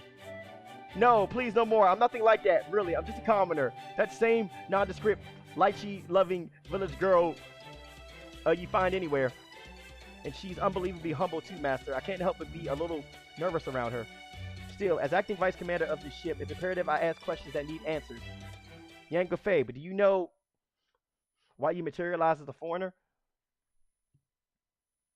Foreigners are exceedingly rare, even among the extra classes, and there's still a lot we don't know about them. All we can say, based on our experience, is that foreigners can turn the very laws of this world on their head. BB is not part of this story. She only showed up, though, for one scene, and that's it. Fortunately, Abby and Hokusai know what they are and have kindly agreed to keep both themselves in check and help us with our mission. But what about you, Yang Guifei. Do you understand that you're a highly unusual kind of being? Are you able and willing to keep your spirit origin under control? And most importantly, are you willing to help Master Satoru and us during these unprecedentedly dire circumstances? Ihi, I'm happy to say my answer to all your questions is she. That is yes. Allow me to explain. First, I'm very aware that the heroic spirit summoning system is meant first and foremost to keep humanity safe. Next, my spirit origin. I appreciate you dancing around it, Mash, but the fact is, historically, I'm a femme fatale so dangerous I can bring an entire nation to ruin, right? Which is true. Which is true. She actually did that in actual history. I can't deny there are some historians out there with that opinion, yes. It's fine. I don't love it, but it is what it is. Anyway, thanks to that, I do think I've been given the authority to wreak widespread havoc and destruction. The fuck? Still, at least in this spirit origin, I feel terrible that I ended up indirectly sparking a rebellion and would never go around hurting people like some sort of avenger. And since my beloved emperor would obviously never want anything bad to happen to humanity, I'm not about to let some strange god get away with destroying them. And that's the thing about foreigners. Here's the thing about foreigner class servants. Foreigner class servants, though, they get possessed by some otherworldly being, or in some cases a celestial being, and their final ascensions turn out to be downright weird. So yes, you swear to make use of all the power at my command to help you, Master. You can even use a command spell on me to make sure I do just that if you like. No, I trust you. My name's Satoru, by the way. Satoru, great. Nice to meet you, Satoru. Now, would it be okay if I get to work right away? Huh? Sure, but what's this about? I'm guessing it's because many people thought I was a great performer, but for whatever reason, I have really, really good hearing. You do? Then does that mean you can even hear what's happening outside the ship? In fact, ever since I got here, I've been hearing someone outside pounding on the ship and saying, there are enemies coming. Someone outside the ship in void space? Maybe they're the local ally we didn't dare for. Captain, permission to exit the ship again. I'll go rescue whoever it is that's outside. Yeah, which has me worried because we don't know how that thing got his hands on one. Permission denied. I can't let you go out there alone when we know there might be enemies nearby. If it was just me, I could move about like normal in void space too, but no, I can't. It wouldn't be safe for me to leave the ship when we still don't know what's going on. Not to worry, but that should not be a problem anymore. Huh? Yeah. Oh no, they changed their spirit origins. God, what the heck kind of kinky stuff is happening here? There, I have transformed into my other self. I will explain later. For the time being, now that we have more personnel who can move about in void space, we should have no issue defeating these enemies and securing this mysterious being outside the ship. So apparently, the only requirement for you to be able to move about in void space is for you to be able to wear a swimsuit. It's for you to be a servant and for you to have a swimsuit. God, what is this outfit? I cannot understand why my other self would ever choose to dress this way. Oh my god, that face.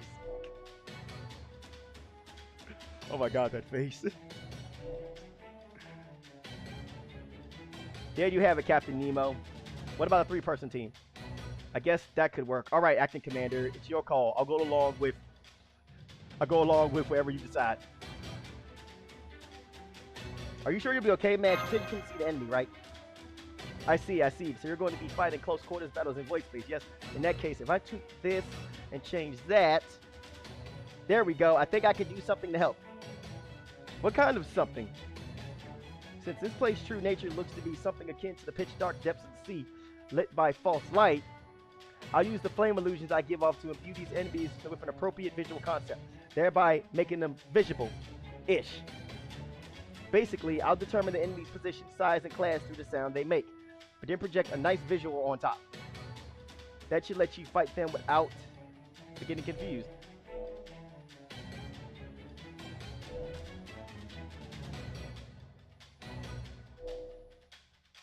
It looks like Yang and Fei both has a handle on our current situation and she's best equipped to do something about it. I'll admit, I was worried about this summoning at first, but it looks like we really did get the heroic spirit we needed. All right, everyone, get ready to head out. What time is it? It's almost 7:30. Damn.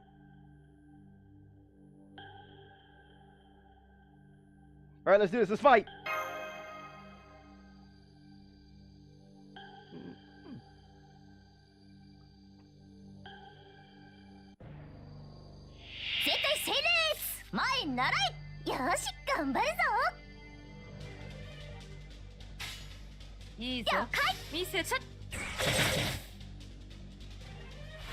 Oh, Archer.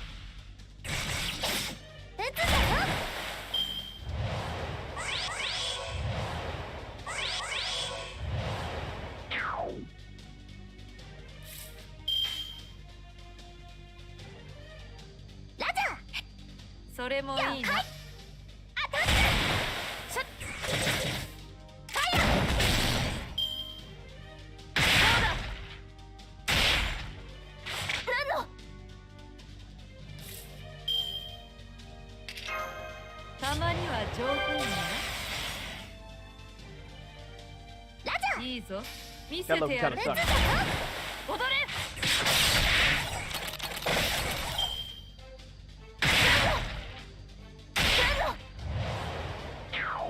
Why isn't Skaha getting any... Oh, she can't use Noble Phantasms. Damn, that looks kind of sucks.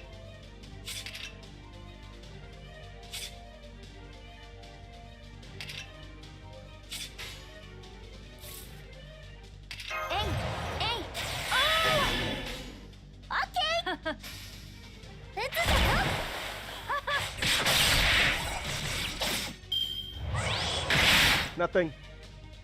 Does nothing. And they just fucking steal my skills. Damn it.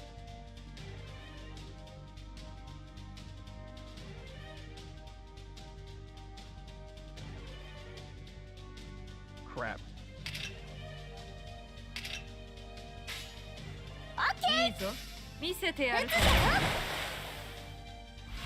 Another archer? What the fuck?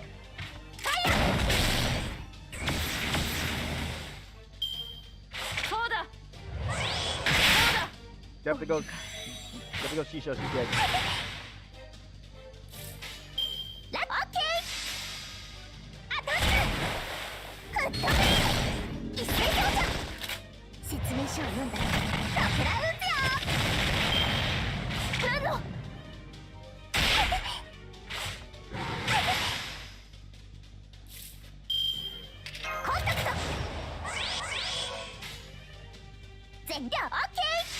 God, this is difficult though, because unfortunately we don't have a lancer.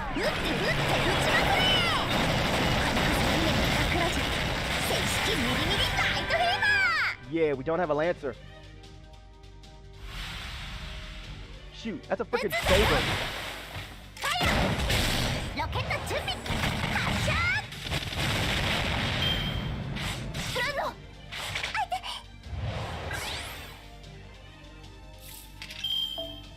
Withdraw, hold on. Withdraw. Yeah. I gotta do that again.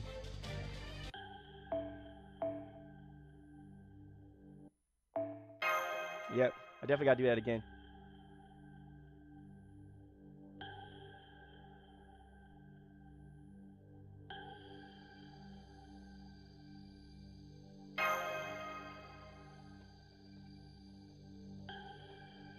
So, Skaha, she can't use Noble Phantasms, which low-key kind of sucks. So, yeah. Yeah, she cannot use Noble Phantasms.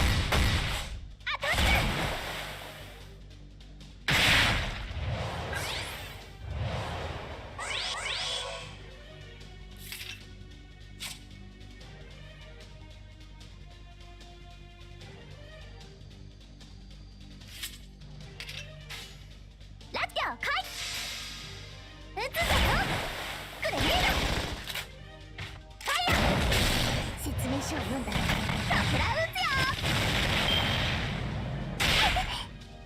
そうだ Damn. そうだ。オッケー。それもいいな。 I don't know why Saha can't use double phantasms though. That low key kind of sucks. And that also, and the thing about it is though that also makes her a really bad liability. That makes her a freaking liability, dude. Like, god damn. まっすぐですね。 I mean that too, man. That makes her a fucking liability. 活動的に Does nothing. Still, that's fine. ラジャー了解。撃つぞよ。吹っ飛べ。あとつ。説明書を読んだら桜打つよ。なんの。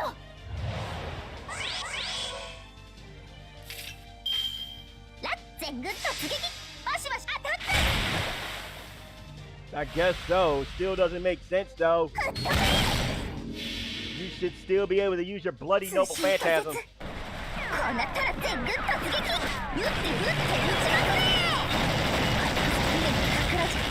正式ミリミリナイトフィーバー。 And because she's not using her freaking noble phantasm though, liability though. We need that noble. I'll tell you right now, it's just to know that we really need that noble phantasm though, you know, to really go off. Go, go, go! Okay, ラジャーいいですよ。撃つぞよ。ファイヤー。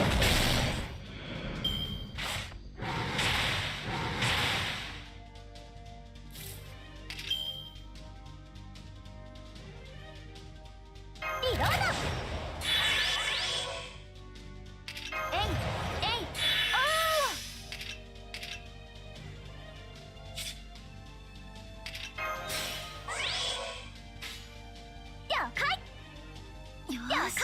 お城を建てちゃうぞ。 Oh my goodness, man. 神明 Yep. 凍結展開。 Yeah, but this event up over here is going to be annoying though 多く without の願いを受けた幻想の城。 without service. こうせよ。モールだ。 I'm gonna tell you right now, without me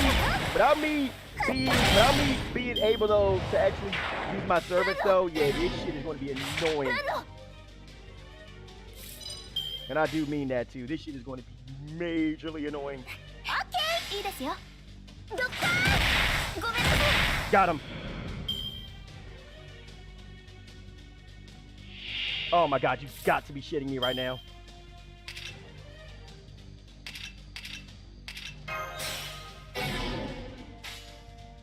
ラジャーまっすぐですね。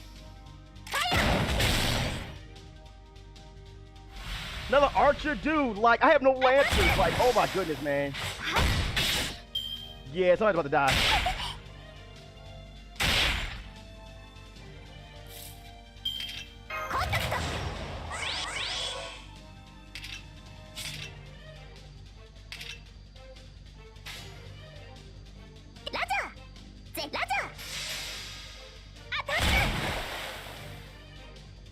Yeah, somebody's about to die here. もうダメだ。こうなる破れかぶれで突撃だ。終わりより忘れてなし。桜島正式 Oh, damn. Okay, wait a second, hold a second. 撃つぞよ。 Oh, step to that kill. It did. Yes, it killed. Okay, woo. What the fuck? You did straight? なんの Oh yeah, you done fucked up.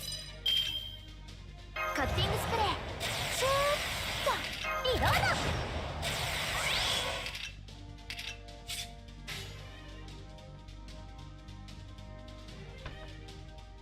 This should be it right here, い though. いですよ。 Oh yeah, crit trigger. Let's go. Oh my goodness, that was annoying. 夏のキレイライトはパワフルで Woo! す。 That was annoying as fuck, bruh. Oh my goodness. Yo, dang, man, just throwing me to the wolves. Shisho! Shisho! Liability! There, I can see more void images in our vicinity, as well as a vast expanse of land that looks like a seabed. Good, it worked, but don't rely on this ability of mine too much. I can't visualize enemies I can't hear. Also, the topography you're seeing is a rough projection based on the reverberations I picked up during your battle. I'll refine this once I can use real naval charts as a reference. In the meantime, now that the fight's over, you should save whoever's in trouble out there. The voice has been getting weaker and weaker. I think they're still hanging on to the port side of the outer hull, but if they let go, well, anyway, try to save them before that happens, man. Maybe if I hold out this Gale bulk thing and have them grab onto it. Oh my God, Scotty. Oh my God, Scotty, I swear. Swear. Oh my God, Scotty, I swear. Compose yourself. Compose yourself. You're supposed to be a queen, though. God dang it, man. Just because you showing a little bit of skin, you get flustered. Compose yourself. Some help this goddess is gonna be mash. You go and look for them while I fold up a rescue team. Understood. There, I see them. Good. Good, because I'm too nearsighted to tell. Lead the way. Right. I want to say it's Mysterious Heroine XX, but they were about to rescue. There, I see them. Chiyogami Research Squad, you're up. Hakuro Sea Monkeys. We did it, Master. We did it, Master. Oh, we rescued them. Great. I don't think those are actually sea monkeys, though. Rescue Squad, returning to ship. Requesting airlock access, Captain Nemo. Bridge here, granted. We'll give our new guest a proper welcome. You know, Satoru, it's strange. This whole situation is utterly ludicrous, but I can't help but be kind of excited. The Void Sea is beyond deadly, and yet someone was still drifting around in it. What sort of person could do that? It's probably Mysterious Heroine XX. We managed to rescue the mysterious castaway outside the ship. I could never have imagined in my wildest dreams who they would turn out to be. Tee hee. Thank goodness. I thought I was going to end up disappearing into the void like so much kelp. Heh, kelp. That's a funny word. It's really tasty though. Heh. Ah, kindness, thoughtfulness. Hee. I love people. Okay, this is definitely not Mysterious Heroine XX. Oh no! Alright, I'm sorry. I almost forgot to introduce myself. Oh my God, everybody, look at those eyes. Look at the eyes, man! The eyes! The eyes don't lie! Yep, most certainly a batshit crazy servant here, everybody. She may be more batshit crazy though than the head nurse. I'm a foreigner servant. As you can see, my true name is Van Gogh. Oh my God. Oh my God, she's crazy. She's psycho, man. Oh my God.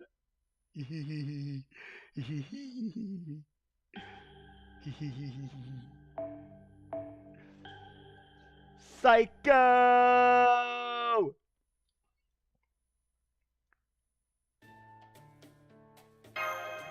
Report! It's been 5 hours since the rescue operation. So far, there have been no further enemy attacks. Where's Jedi at? Where's Jedi at, though? He likes the crazies. Your course of action turned out to be correct. Acting Commander. Yangafei has been a huge help, and the person we rescued is assisting us now, too. Despite how hopeless things seemed before, I think we're finally seeing the light at the end of the tunnel. Stop it, Captain. Stop it, Captain. You're going to make me blush. Thank you, though. I'm doing my best to be your eyes and ears. By the way, would it be possible for me to work outside the ship, too? How did you make it so you and Asaka Behime could do that, Lady Goddess? Well, the swimsuit I allied from the moon sensors was embedded with this. I believe it's called a memory chip. Oh, God. There is a mysterious spell burned into it that appears to be, if not void mage craft, then something similar. When this chip is installed into a spirit's clothing, it makes its wearer compatible with void space. Additionally, it improves their physical capabilities. However, the only servants who can make use of these outfits are those who possess swimsuit spirit origins, or who have otherwise acquired a swimsuit in the past. Unfortunately, the only such heroic spirits here are Sakabe Hime, Osakabe, and Mash. Well, I'm sorry, but it was simply too soon for me to wear one. You're a queen! You shouldn't be embarrassed about wearing a swimsuit. Still, if we were able to summon any of our swimsuit-capable servants at some point, I can ensure their clothing is similarly void space compatible. I may not know much about modern-day electronics, but I can still duplicate the entire chip with my rune magecraft. Well, things from the engine room ain't looking great. We've been lucky enough to avoid any critical damage, but the drivetrain's still a mess since we ran aground. We need to get to dry dock to even begin doing something about our crazy fuel inefficiencies and that loud as shit engine rattling you're headed. And since we lost a whole ton of fuel, best not to expect any rapid maneuvers or speed changes anytime soon. We got beds set up for everyone in the crew compartment. Meals might be a little basic though. Most of our food supply was lost along with the fuel, so we're afraid the servants are all gonna have to make do with just magical energy for a while. But hey, aside from that, everything's fine. We're really happy we got so many guests. Thanks everyone. Then with that out of the way, let's talk about our biggest problem. Well, mystery, really. I'm speaking, of course, of Van Gogh. Is she really the Vincent Van Gogh? And is she really on our side? Well, I tested a sample of her blood. On the magecraft side of things, her spirit body is circulating an unusual kind of ether at very high densities. Oops, my bad.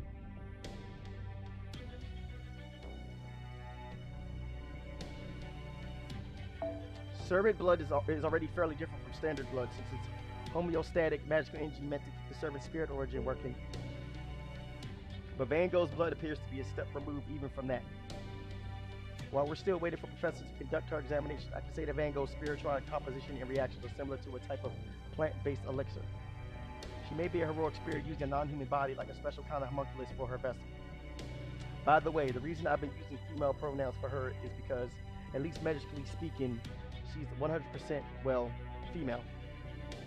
Well, that is not so unusual, because that sort of thing happens in Chaldea quite frequently, does it not? Oh yeah, there are a fair...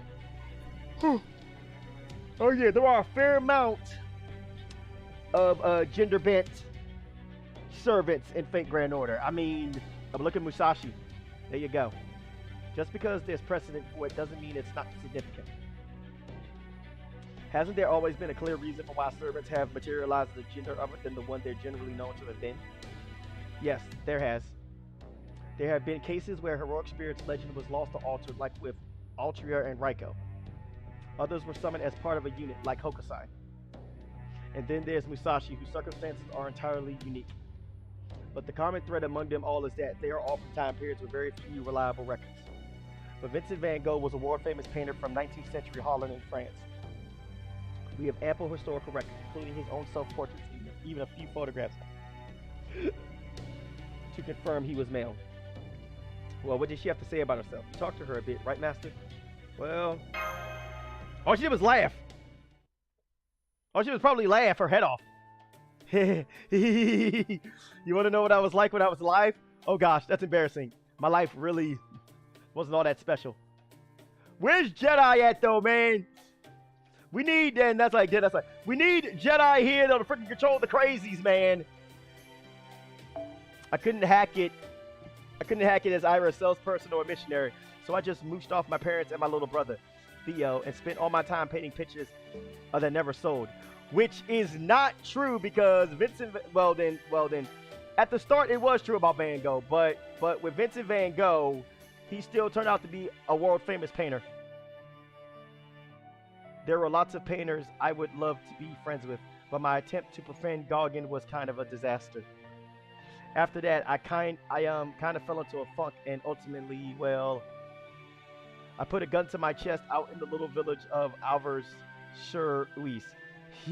I never would have dreamed that my paintings would be so popular a whole century later. I'm sorry, I can't help but smile about that. Oh my gosh, she's crazy. Was there anyone I loved? Of course. There was Key, who you might have heard of thanks to her famous quote. And Cien? Yes, they were women. Same-sex relationships? What are you talking about? I'm a woman, and Key was a... oh.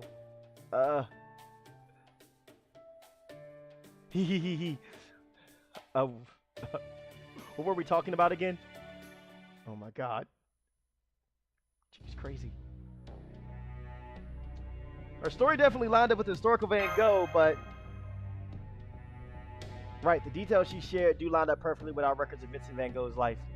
But then there are the grave contradictions her gender brings up considering when Van Gogh lived. For example, the fact that Vincent is a male name, or the fact that her cohabitation with Paul Gauguin would have been a tremendous scandal back then if she became a woman. And then there are all her relationship troubles, the database list, and as those all involve other women too. I don't think she's lying to us, but she definitely seems a little mixed up about her memories. Because she's crazy! That said, she does seem to be fairly cognizant of the fact that she's a woman. She could be from a parallel world where she lived a similar life to our Van Gogh. If that's the case, I can think of 3 possibilities. 1, she's an unrelated person who truly believes she's Vincent Van Gogh. 2, she is Van Gogh, but her gender and memories are scrambled by a spirit origin abnormality. And 3, she's actually an enemy who's lying about being Vincent Van Gogh. What do you think, Master? All I know for sure is she's been extremely friendly ever since we rescued her. No way. Hokusai's materialized too? Really? I love to meet her. Oh my goodness. Oh my goodness. I'm gonna be slipping in the character of Van Gogh too much. I'm a huge fan of Japan. In fact, Japanese artists were a huge influence on my work. I don't know much about this foreigner stuff, but if you form a contract with me, I'll gladly do anything I can to help.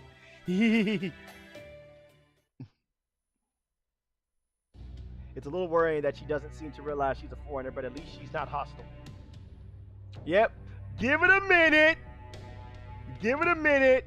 She's gonna crack before this event is done. She's gonna snap. I'm calling it now. She's crazy. Right, in the meantime, whether she's the real Van Gogh or not, she's already shared some valuable information about void space with us. I'm still analyzing what she's given us, but at this point, it seems to be about 99.9% accurate. My hypothesis is that she was essentially born knowing things about void space by virtue of having materialized here. What's more, she's obviously already proven that she can move around void space freely even without a compatibility chip. So we can say for sure that she possesses protections pertaining to the sea that are at least as strong as ours. Nemo's. Given those abilities as well as the information she's given us, it seems like she could be a valuable asset in battle. Since she's a servant, that decision is entirely up to you, Master. You're in charge of the ship now, after all. What do you want to do? I should form a temporary contract with her. I see your mind is as made up as a sea turtle shell is hard, Master. Oops, I guess I kind of sounded like Captain Nemo there, didn't I? For future analogies, you might try a sea snail's tooth. Very tough, those. But I digress. Maybe we will learn more about forgiveness in this event. A temporary contract, huh? Understood. We should be able to scrounge up enough resources to keep one more servant. But that being said, everyone, would you mind excusing us for a bit? I'd like to talk to the acting commander in private. I'm afraid that goes for you too, acting vice commander. I also like to ask you to stay in guard to make sure nobody else overhears us. Oh wow, this must be really important. All right, understood.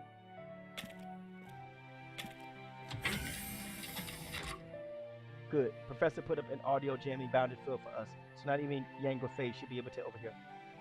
All right, Master. What I'm about to tell you is a little, well, sensitive, but if I'm going to serve you properly, I think you should know. I think I might know who that servant really is.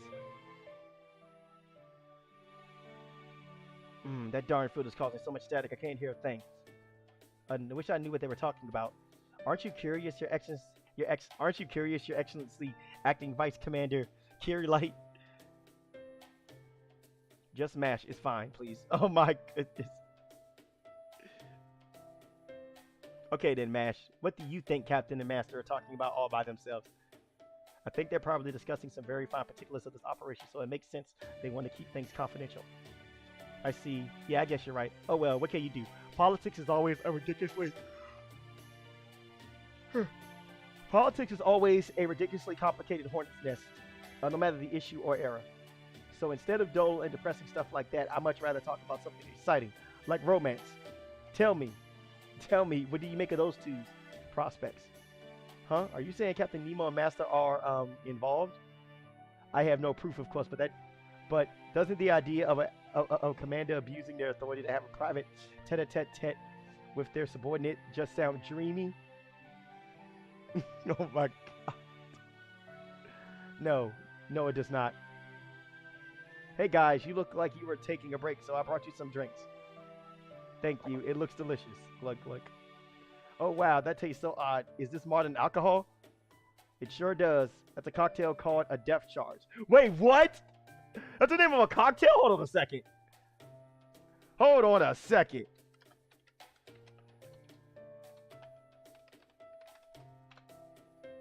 Holy shit! That is a... Holy shit!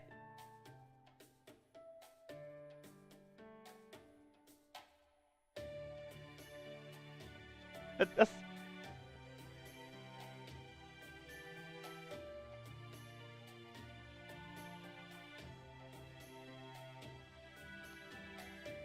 Vodka and Kettle One vodka and Pilsner Lager. That's a cocktail called a Death Charge. Wow, I didn't even know about that. I know a little bit about alcoholic drinks, but me being somebody that doesn't drink, I don't know much. Oh no, MASH. Don't worry, these are non-alcoholic. The captain loves to chug these down when nobody else is around. Oh man, what did you put? Okay, hold on a second. Now I definitely gotta know. Now I gotta see.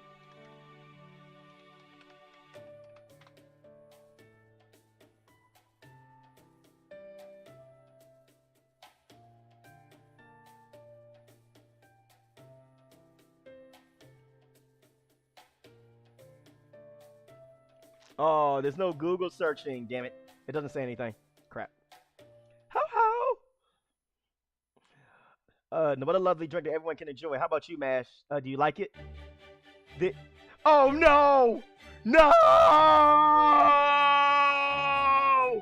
No! Our beloved Kohai! Our beloved Kohai! She's drunk! No!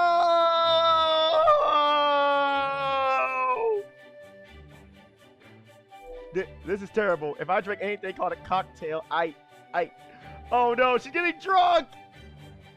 Whoa, I don't think I've ever seen anyone be so affected by non-alcoholic stuff so quickly. Your face is as pink as a peach.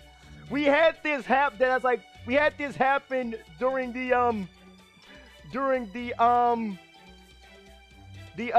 Hawaii summer event, where she got drunk off the atmosphere in Moriarty's bar.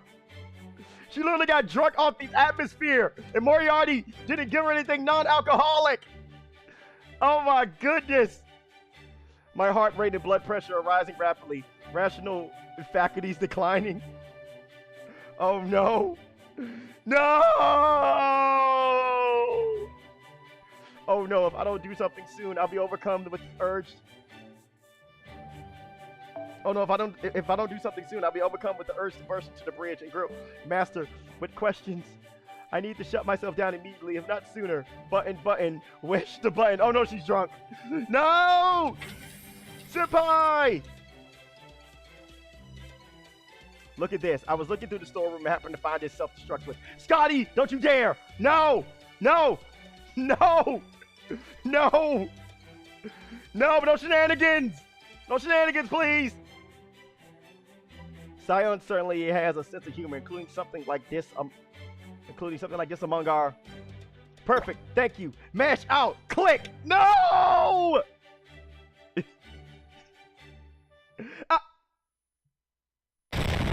No!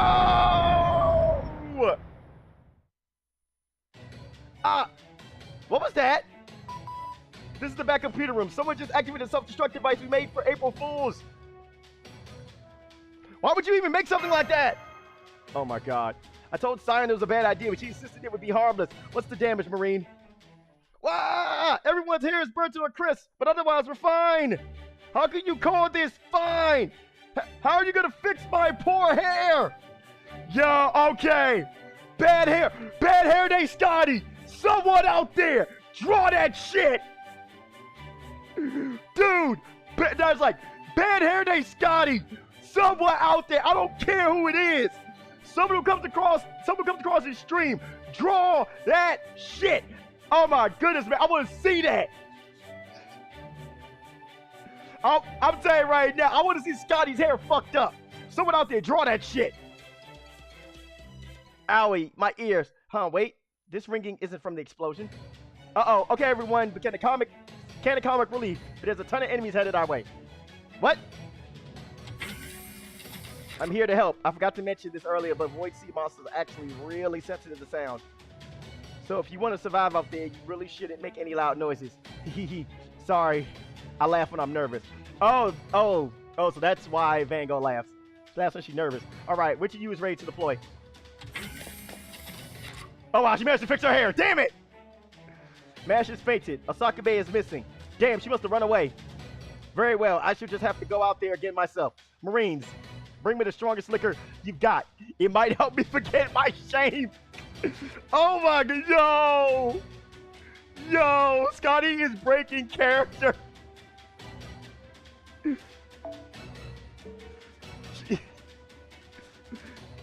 She's normally so cool and composed though, but now she's just like, you know what, fuck it. Fuck it. Ugh. I demand booze. Even if you do. Yo, okay, so this would be a very funny thing for this next upcoming battle. What if Scotty, okay, so here would be a funny thing. What if Scotty actually gets a buff from drinking alcohol in the next battle? That would be funny. Even if you do with that, I still can't send only one servant out there alone. Very well then. How about this? What the fuck? What's going on? Why did my outfit change all of a sudden? I am better to avoid compatibility spelling your clothing. It is a little rough since you have yet to undergo an extension, but it should be enough for you to operate outside the ship. Really? With this new ascension form, I can help out outside the ship too.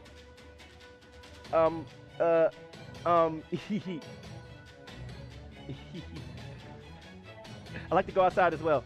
Huh? You would? Are you sure you can? Oh yes. Here, I'm very compatible with Void's face, and my brush is itching for some action. So, would it be okay with you if we formed a contract, Lady Satoru? Probably not, huh? I never could attract any patrons. Captain Nemo? Contracts are your own domain, Master, but I can tell you, if I had any objections to her joining our crew, I'd have voiced them before we rescued her. Vincent Van Gogh? Yes? You got a contract. What? What? What? Oh no. Oh no, she's breaking. What? This is awesome. I promise I'll do my best. Yo, she's breaking. Oh my god. The madness is kicking in. You're like, wow.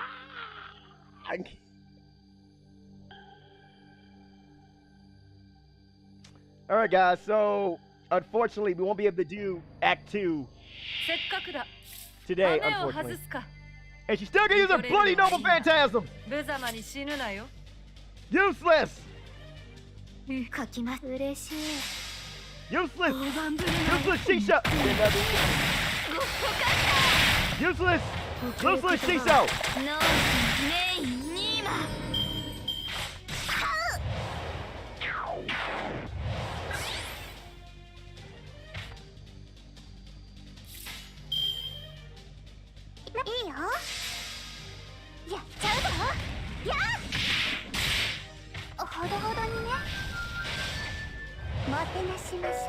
Yeah, well, guess what, though? These berserkers are going to be no problem. You want to know why? Because we got two foreigners.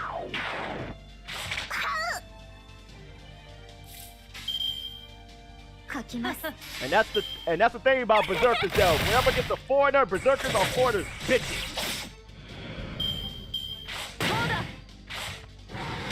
Yeah, get out of here, liability. Get out of here. Get out of here, Sheik. Get out of here, Scotty. Trash. This is a thought. Trash. You and that damn debuff of yours, though. Price of shame, though. This is what I thought. Trash. Where's Jedi at, man? He's missing the crazy. And also, he's missing the water nose! What are those legs? Oh my goodness! Water nose! 嬉しい大盤振る舞いお日様のようにごっこかった収束ですが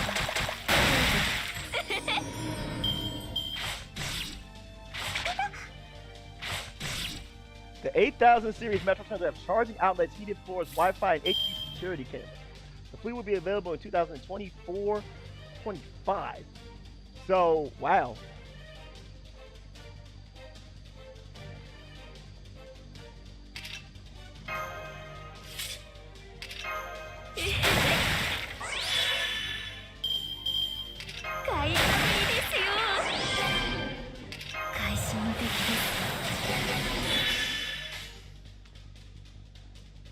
Cooking 嬉しい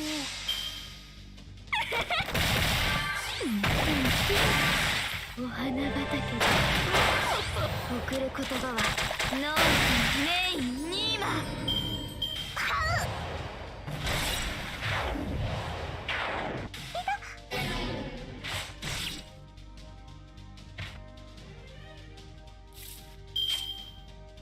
Hesitant to use Noble Phantasm. Okay, so this is the actual cool thing about Van Gogh. Van Gogh is basically a foreigner version of Jack the Ripper, where if your cards fall right, she can literally be a crit machine. And I mean that too. Van Gogh can literally be a crit machine for you. At NP, I'm telling you right now, in NP1 Van Gogh is actually really good.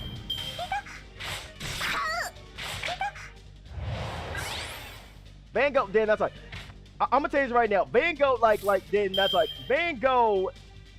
Van Gogh will quite possibly be one of the best foreigners in the game.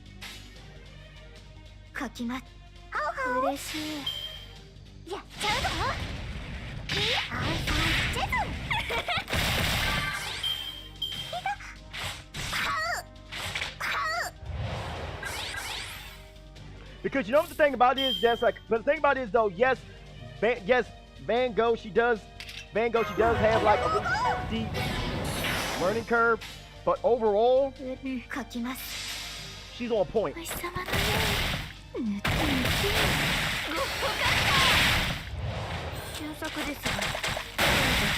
You know what the thing about it is though, if I do manage to get Van Gogh next week though, I'm probably gonna keep Van Gogh as I'll probably keep Van Gogh.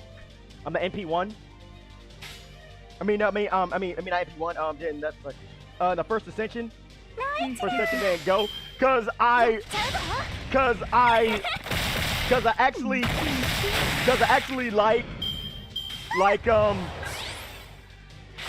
actually like the sunflower saw that she uses. It's actually kind of cool.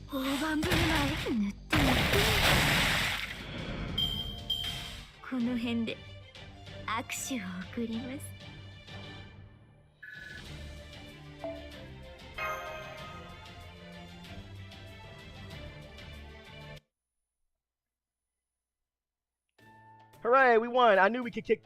Hooray, we won. I knew I could kick butt in combat. And I have to say, Van Gogh, you and I fight really well together. You're amazing, Van Gogh. Say, would you mind if I called you Goey? Goey. Oh my goodness. Oh my goodness, right? She's hugging her. Oh no, she's hugging her. Huh? This is great. I always wanted to try collaborating with an artist from a different culture.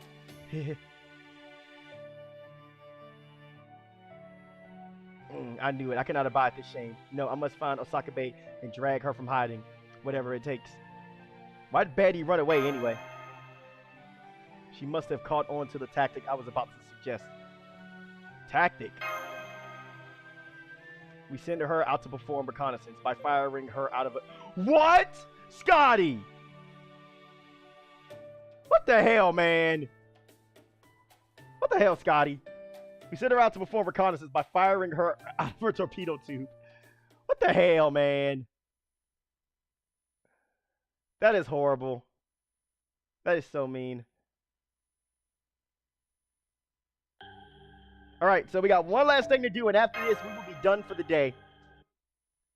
And then tomorrow, we will pick this. We will continue. No! I captured. I captured. I captured the deserter, Captain.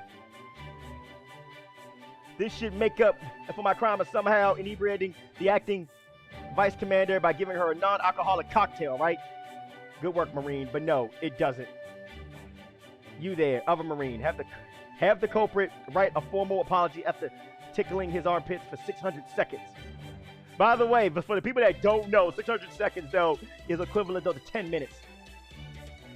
Aye, aye, sir. I'll tickle the heck out of him. Save me! All right, returning to the matter of Asaka Bihime serving as the focus of our groundbreaking sonar substitute. Yeah! Flailing around.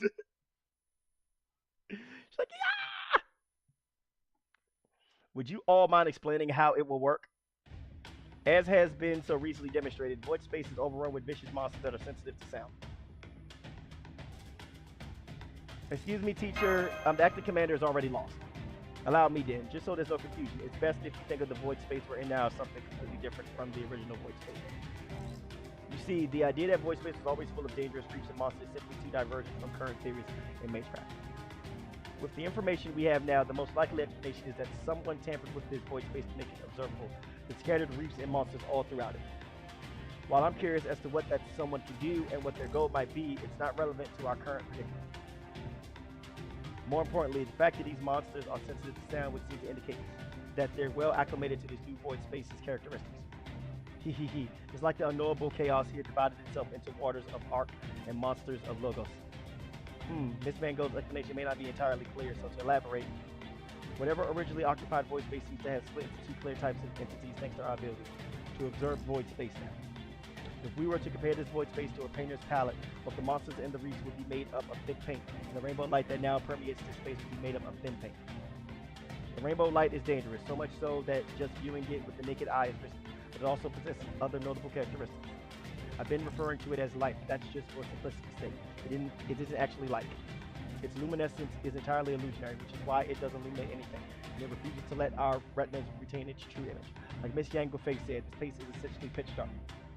If anything, the rainbow light we're seeing now, the thin paint, if you will, is more like water in its consistency. So although it has the same low density as air, it also swells, leaks, and vibrates like water, which means it's very good at carrying sound. That also explains why these void monsters are more sensitive to sound than light. Seems reasonable. So using the propellers and engaging in combat, to say nothing of the absurd commotion of a moment ago, will all attract enemies. I'm sorry, everyone. I'm so sorry. It's okay, Mash. Go rest up. I'll fill you in later.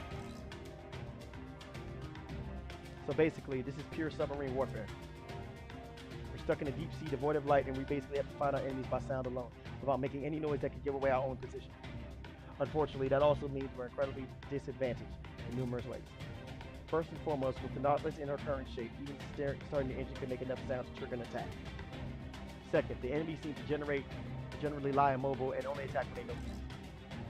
That's for sure. I was drifting around here for a long time, and they didn't do anything to me. But if you make a sound, anything from the little guys who just attack this thing's bigger than this entire ship will be on us like paint on canvas.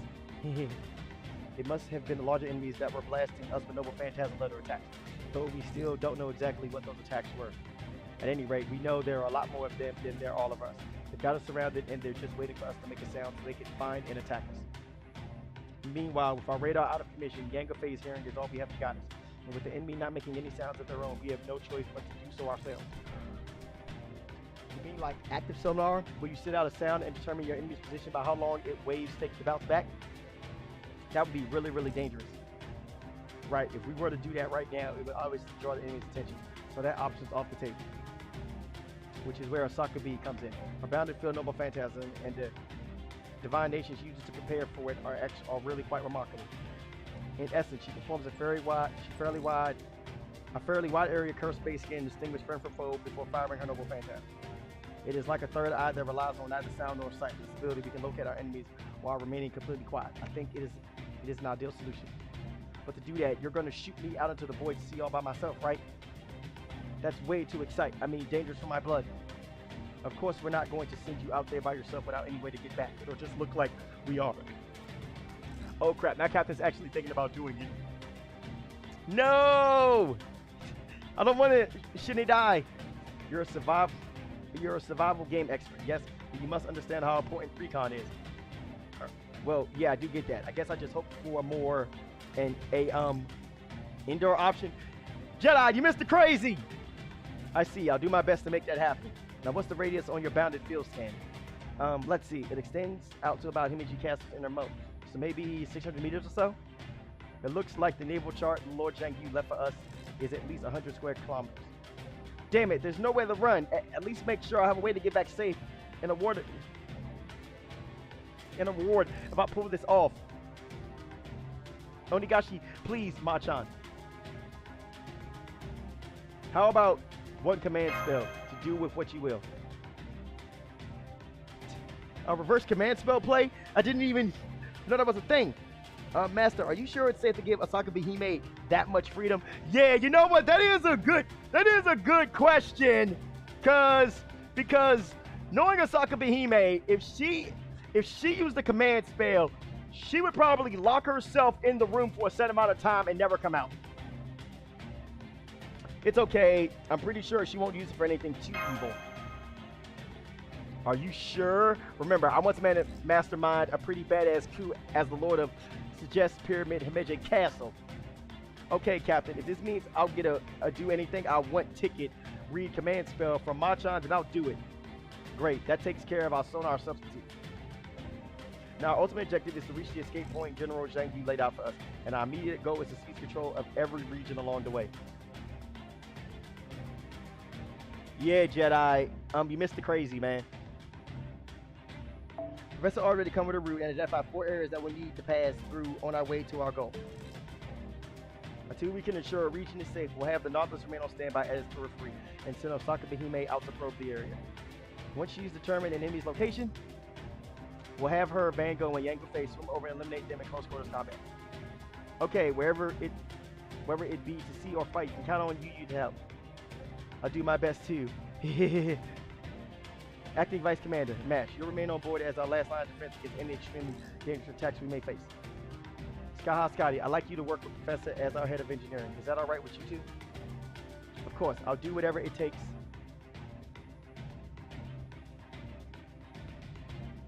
Give me a second, guys.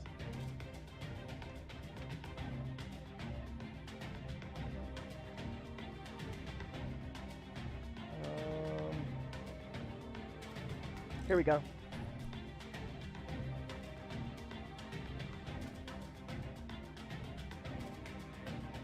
Okay, so let me check something real quick. I just need to go and check the walkthrough real quick. Oh wait, that's it?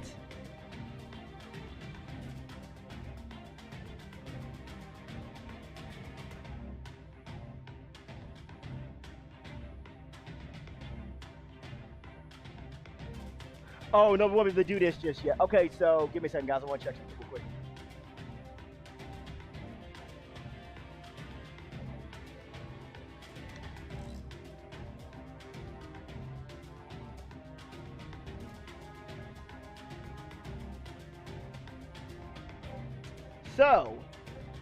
So we still have to do a couple of things for Act 1, but we won't be able to do it tonight.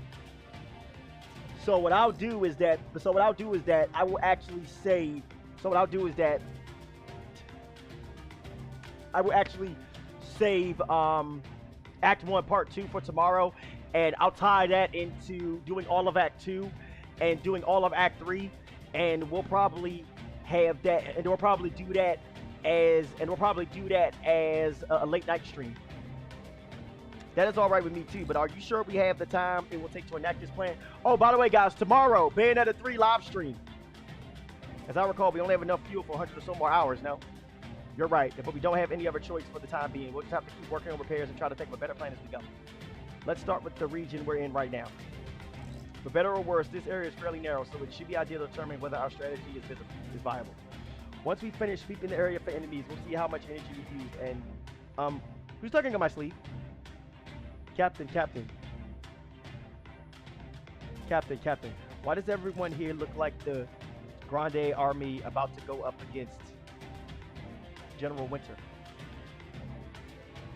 You know, that's a perfect analogy. The fact is, we're running low on resources, so we're having to power through on empty stomachs.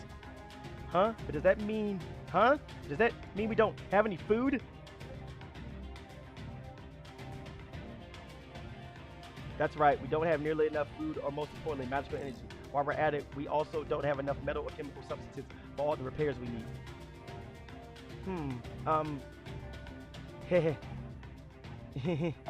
I don't know anything about ship repairs, but I think we might be fine when it comes to food and magical energy. And what do you mean? We could just eat the Logos monsters, like I did when I was drifting around.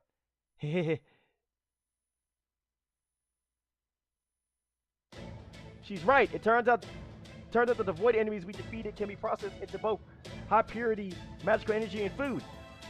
So from here on, the combat team will also officially double as the resource procurement team. All right, acting commander, give the order. Code name: Imaginary Scramble. How? Okay, everyone, let's get our first sortie started. No! Fire! Oh, stop it already. You are something of a goddess yourself, right? Oh, stop it already. You're something of a goddess yourself, right? Start acting like it. But nobody told me I was going to be tethered to the ship with monster intestines. It's all right. The guts we collected from the large enemy are more than strong enough to serve as a lifeline. In fact, we may even be able to use these parts to repair the ship. Be proud of Sakabe. The Nautilus's fate is in your hands. Hee. What's so funny? Admit it. What's so funny? Admit it. You're enjoying this, aren't you? You Baka sadist goddess. Loader it into torpedo fire.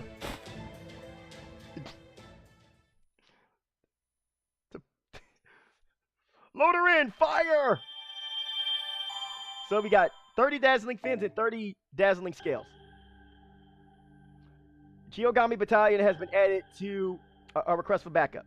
So, this is the meat and potatoes of this event. So, we select an area that we want to scan.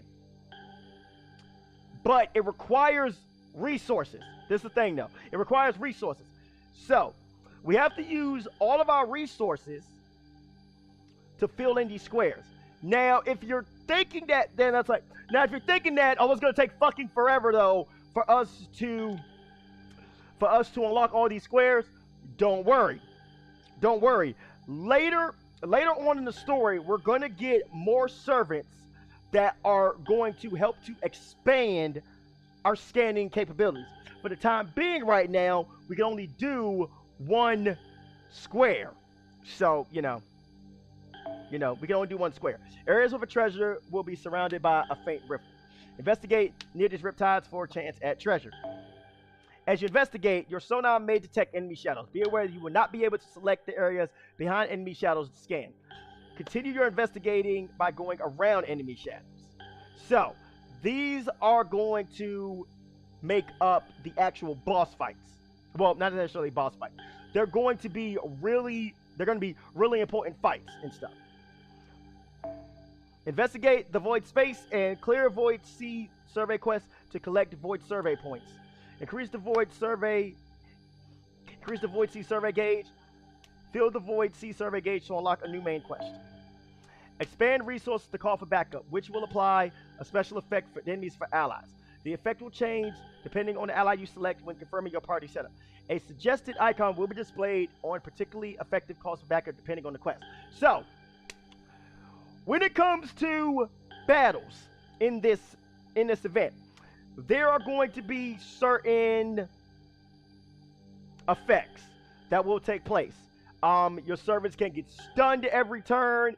You can get cursed every turn. You can get a defense drop. Your noble phantasm can be blocked for the entire fight. But the request for backup, depending on what servant you pick, will have the ability to negate that. So that's actually something else that we can, consider as well. But for the time being, everybody, we can't do anything else for the time being. It is late. It is already 8:19. I still have yet to eat. I need to go eat. So tomorrow, everybody, we will get this started. And before I go, I know what you guys are looking forward to, but yeah, we're not about to roll this banner. Not yet. We're not rolling this banner yet.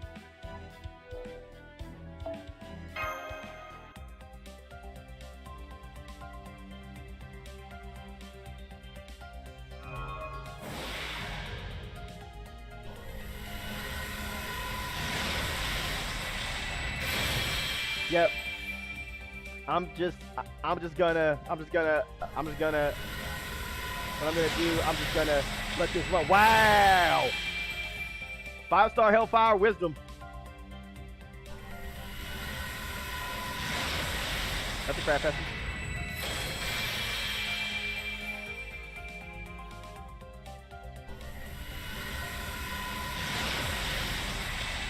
So there's a Shining Foo.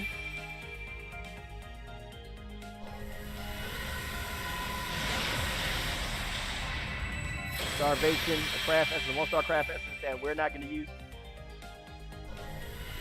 Another craft essence.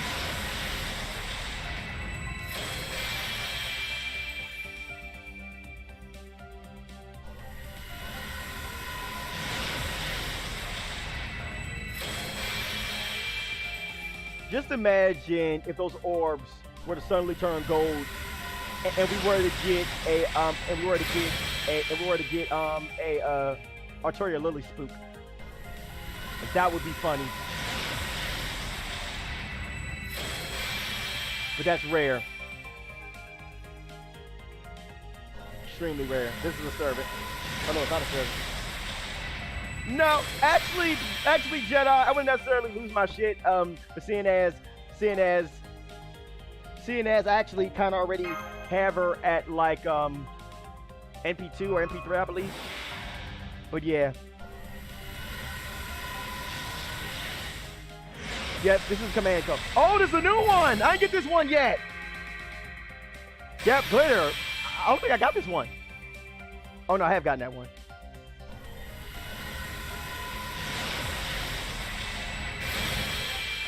Oh, cool. Yeah, we're just gonna... What if I got Van Gogh? Yeah, that would be nice, but I'm not... But right now, I am not rolling for Van Gogh. Not yet. Alright, so...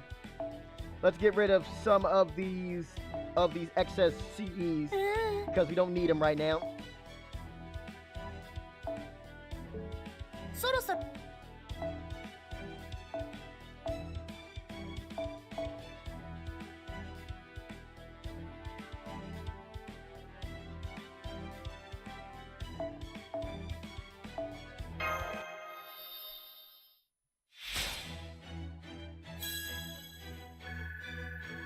Because I'm saying right now, I'm not gonna lie, it would be nice.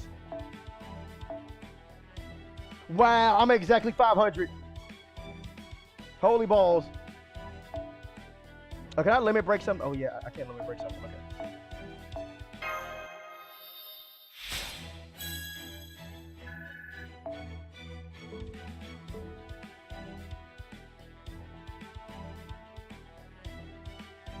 There was something else I wanted to do. I just thought about it. All right. Yeah. So I can actually send 2 servants. Oh, finally! Yeah, I can finally ascend these 2. The Deal Scurries, let's go. I can finally ascend them.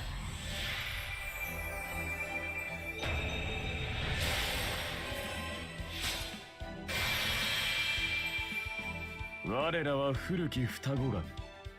我らは二つで一つの光なれば。表裏一体にして一心同体。我らのつながりは永遠であり不変である。少なくとも空に瞬く星々程度よな。その我らが保証するわ、マスター。あなたは私たちと確かにつながった。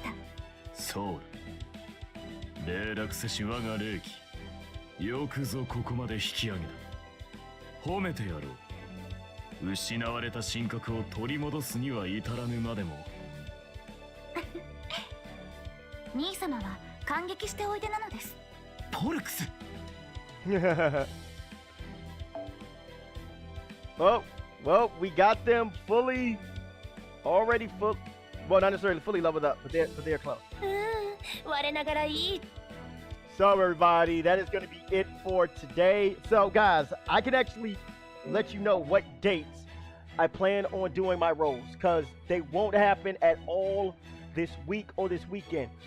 Rolls will not be taking place until next week near the end of the event. So Van Gogh has a solo rate up on the 4th and the 5th. But also, if I can find it real quick. Yep, here it is. Mysterious Heroine X has a roll on the 5th and the 6th. So,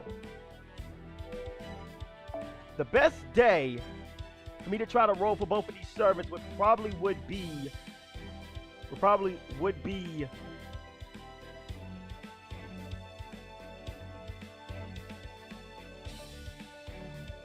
4th and the 5th, I want to say. If I'm looking at this right, there's Heroine next year, right up on 5th and the 6th. So,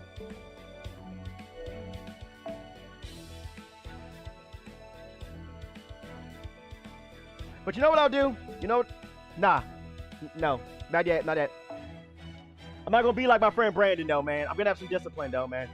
I'm gonna wait. Because here's the thing about Nemo. Once this event is done, Nemo goes into the general summoning pool. So we can get spooked by him. This is our focus. Our focus is Van Gogh. Our main focus is Van Gogh. And it's better to wait for a single rate up. Because look at this. 0.400% chance. And the thing about it is that you only have a 1% chance to roll a 5-star of anything.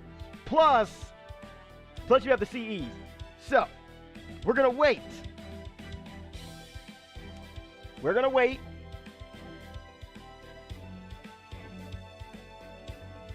Until next week to roll. Yeah. We're gonna wait until next week to roll for Van Gogh. Because on top of that, if you go to the shop, いらっしゃいマスターくん。マナプリズムと交換？用意した甲斐があったな。we'll be getting 5 summon tickets in 3 days. まだ見ていく？ We'll be getting 5 summon tickets in 3 days, plus my login bonuses as well. I think I'll be getting, I want to say probably like 2 more summon tickets before the time comes for me to roll. So, plus, I'm going to shop real quick. 新生ダヴィンチちゃんの素敵な工房にようこそ。何でもはないが必要なものは揃えて神は細部に宿る。 Plus, I have enough Saint Court fragments though for another 15. So that's gonna leave me with exactly 342. And to be honest with you, I may wind up having enough. Because here's the thing, check this out. Everything comes to a head. Here's the thing. We could get to Act 5 by Sunday. So think about that. Sunday. Act 5 by Sunday. There in the event, there are, I believe, 16 or 17 Saint Courts floating around. So if you add that to the 15 that I currently have, not counting 15 to I currently have, you're already looking at another roll. You're looking at 32. That's another roll. So we could potentially have enough sync quartz in time to roll for Van Gogh.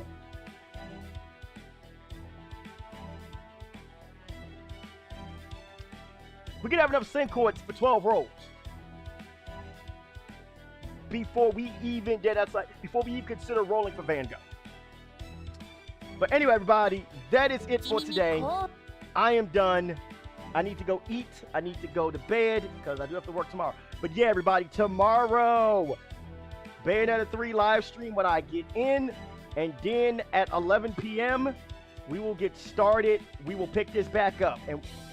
And we will stream it all the way to the gate lock, which will be Act 3. So anyway, everybody, hope you guys enjoyed this stream. Appreciate you guys all the way, 100%. And everybody, I'm going to bounce out. We'll see you guys next time. Stay safe, stay positive. You strive, thrive, climbing, and grinding. Love you guys. Peace.